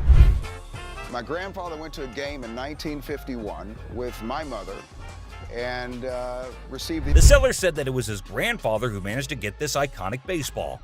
According to him, his grandfather went to a game in 1951 with his mother and received the autographs from a friend of his that was involved with the team. Well, sounds fair enough to me. Baseball doesn't really mean a lot to me. It's got some family heritage, but it's a baseball. I wonder why so many people want to sell something that has an emotional connection with them. But the seller's reason behind selling such an iconic ball seems pretty fair to me. This would be perfect for the company softball game. Chumway, I'm fixing to hit you. Charlie was trying to play the fool, but Benjamin remained unaffected, steadfastly focused on the business at hand. Benjamin saw nothing but the business and got right back into it. I don't trust this guy. I don't trust nobody, especially when they're trying to sell me. Benjamin, I can feel you totally. It's not like we don't trust anybody, but it's always better to be sure when there's a ton of money involved. No doubt the expert had to be called in. I do believe that this is a genuine 1951 Yankees baseball. Whoa, it looks like there's some good news for the man, and we might see some bills going out of the shop. But wait, don't be sure. You never know when the deal goes south. I think $3,000 is a reasonable amount for the ball. With audacity that leaves me breathless, a staggering demand of $3,000 was quoted for the ball. And it's quite obvious as well. After all the authentication and the proof, anyone would ask for that kind of money. They hired about $800. But wait, what? Benjamin just quoted $800? That's it? No one would sell it for that much, Benjamin. But he was in this business before most of us, and I assume he'd know better. So these were some of the times deals got out of hand on Pawn Stars. So which one of these intrigued you the most? Let us know in the comments down below. And don't forget to subscribe for more such videos. And I'll see you in the next one. Until next time, guys. You looking at mother? Get the off me. Hey, what the you look? Won't believe how much this customer did when he couldn't take in the truth. Get the out of here, man. Get out of here. Why are you standing behind me? It's a bright and sunny day at the pawn shop. But hold on to your hats, because we're in for a wild ride. This cool and laid-back Albanian dude strolls in with a bunch of ancient comic books. When I say cool, I mean it. Like, look at this. Les. Ganti, how you doing? What's your name? Ganti. Genty? Yeah. Where are you from? He's got dollar signs in his eyes, thinking they're worth a fortune. But is he in for a surprise or what? Les and Ashley, the shop owners, give them their usual warm welcome. The customer proudly showcases his prize comics, claiming they're from the groovy 70s and in mint condition. He's even bold enough to demand a whopping $2,000 for the lot. What? They are shocked. How much did you want for him?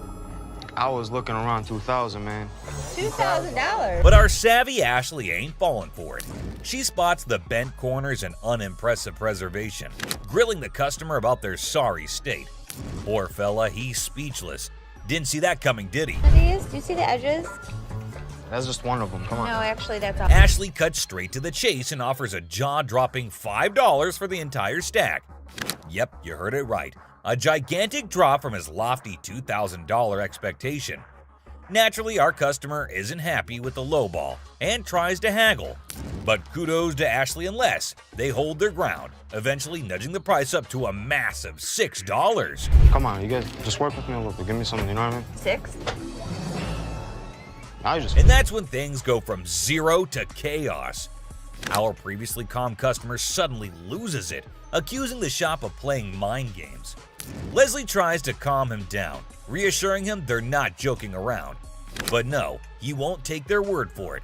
He insists on verifying the authenticity of the comics, and Ashley's response takes him to new levels of shock. From the 1970s. So am I.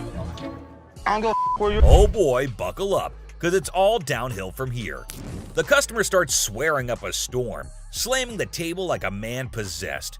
He's convinced he's being duped, and boy is he fuming. Like you're playing me right now, because I know this is worth way more than $6. The situation gets so out of hand that a burly bodyguard has to step in and escort him out. But wait, there's more. Right before leaving, he pulls a move that really ticks off another customer.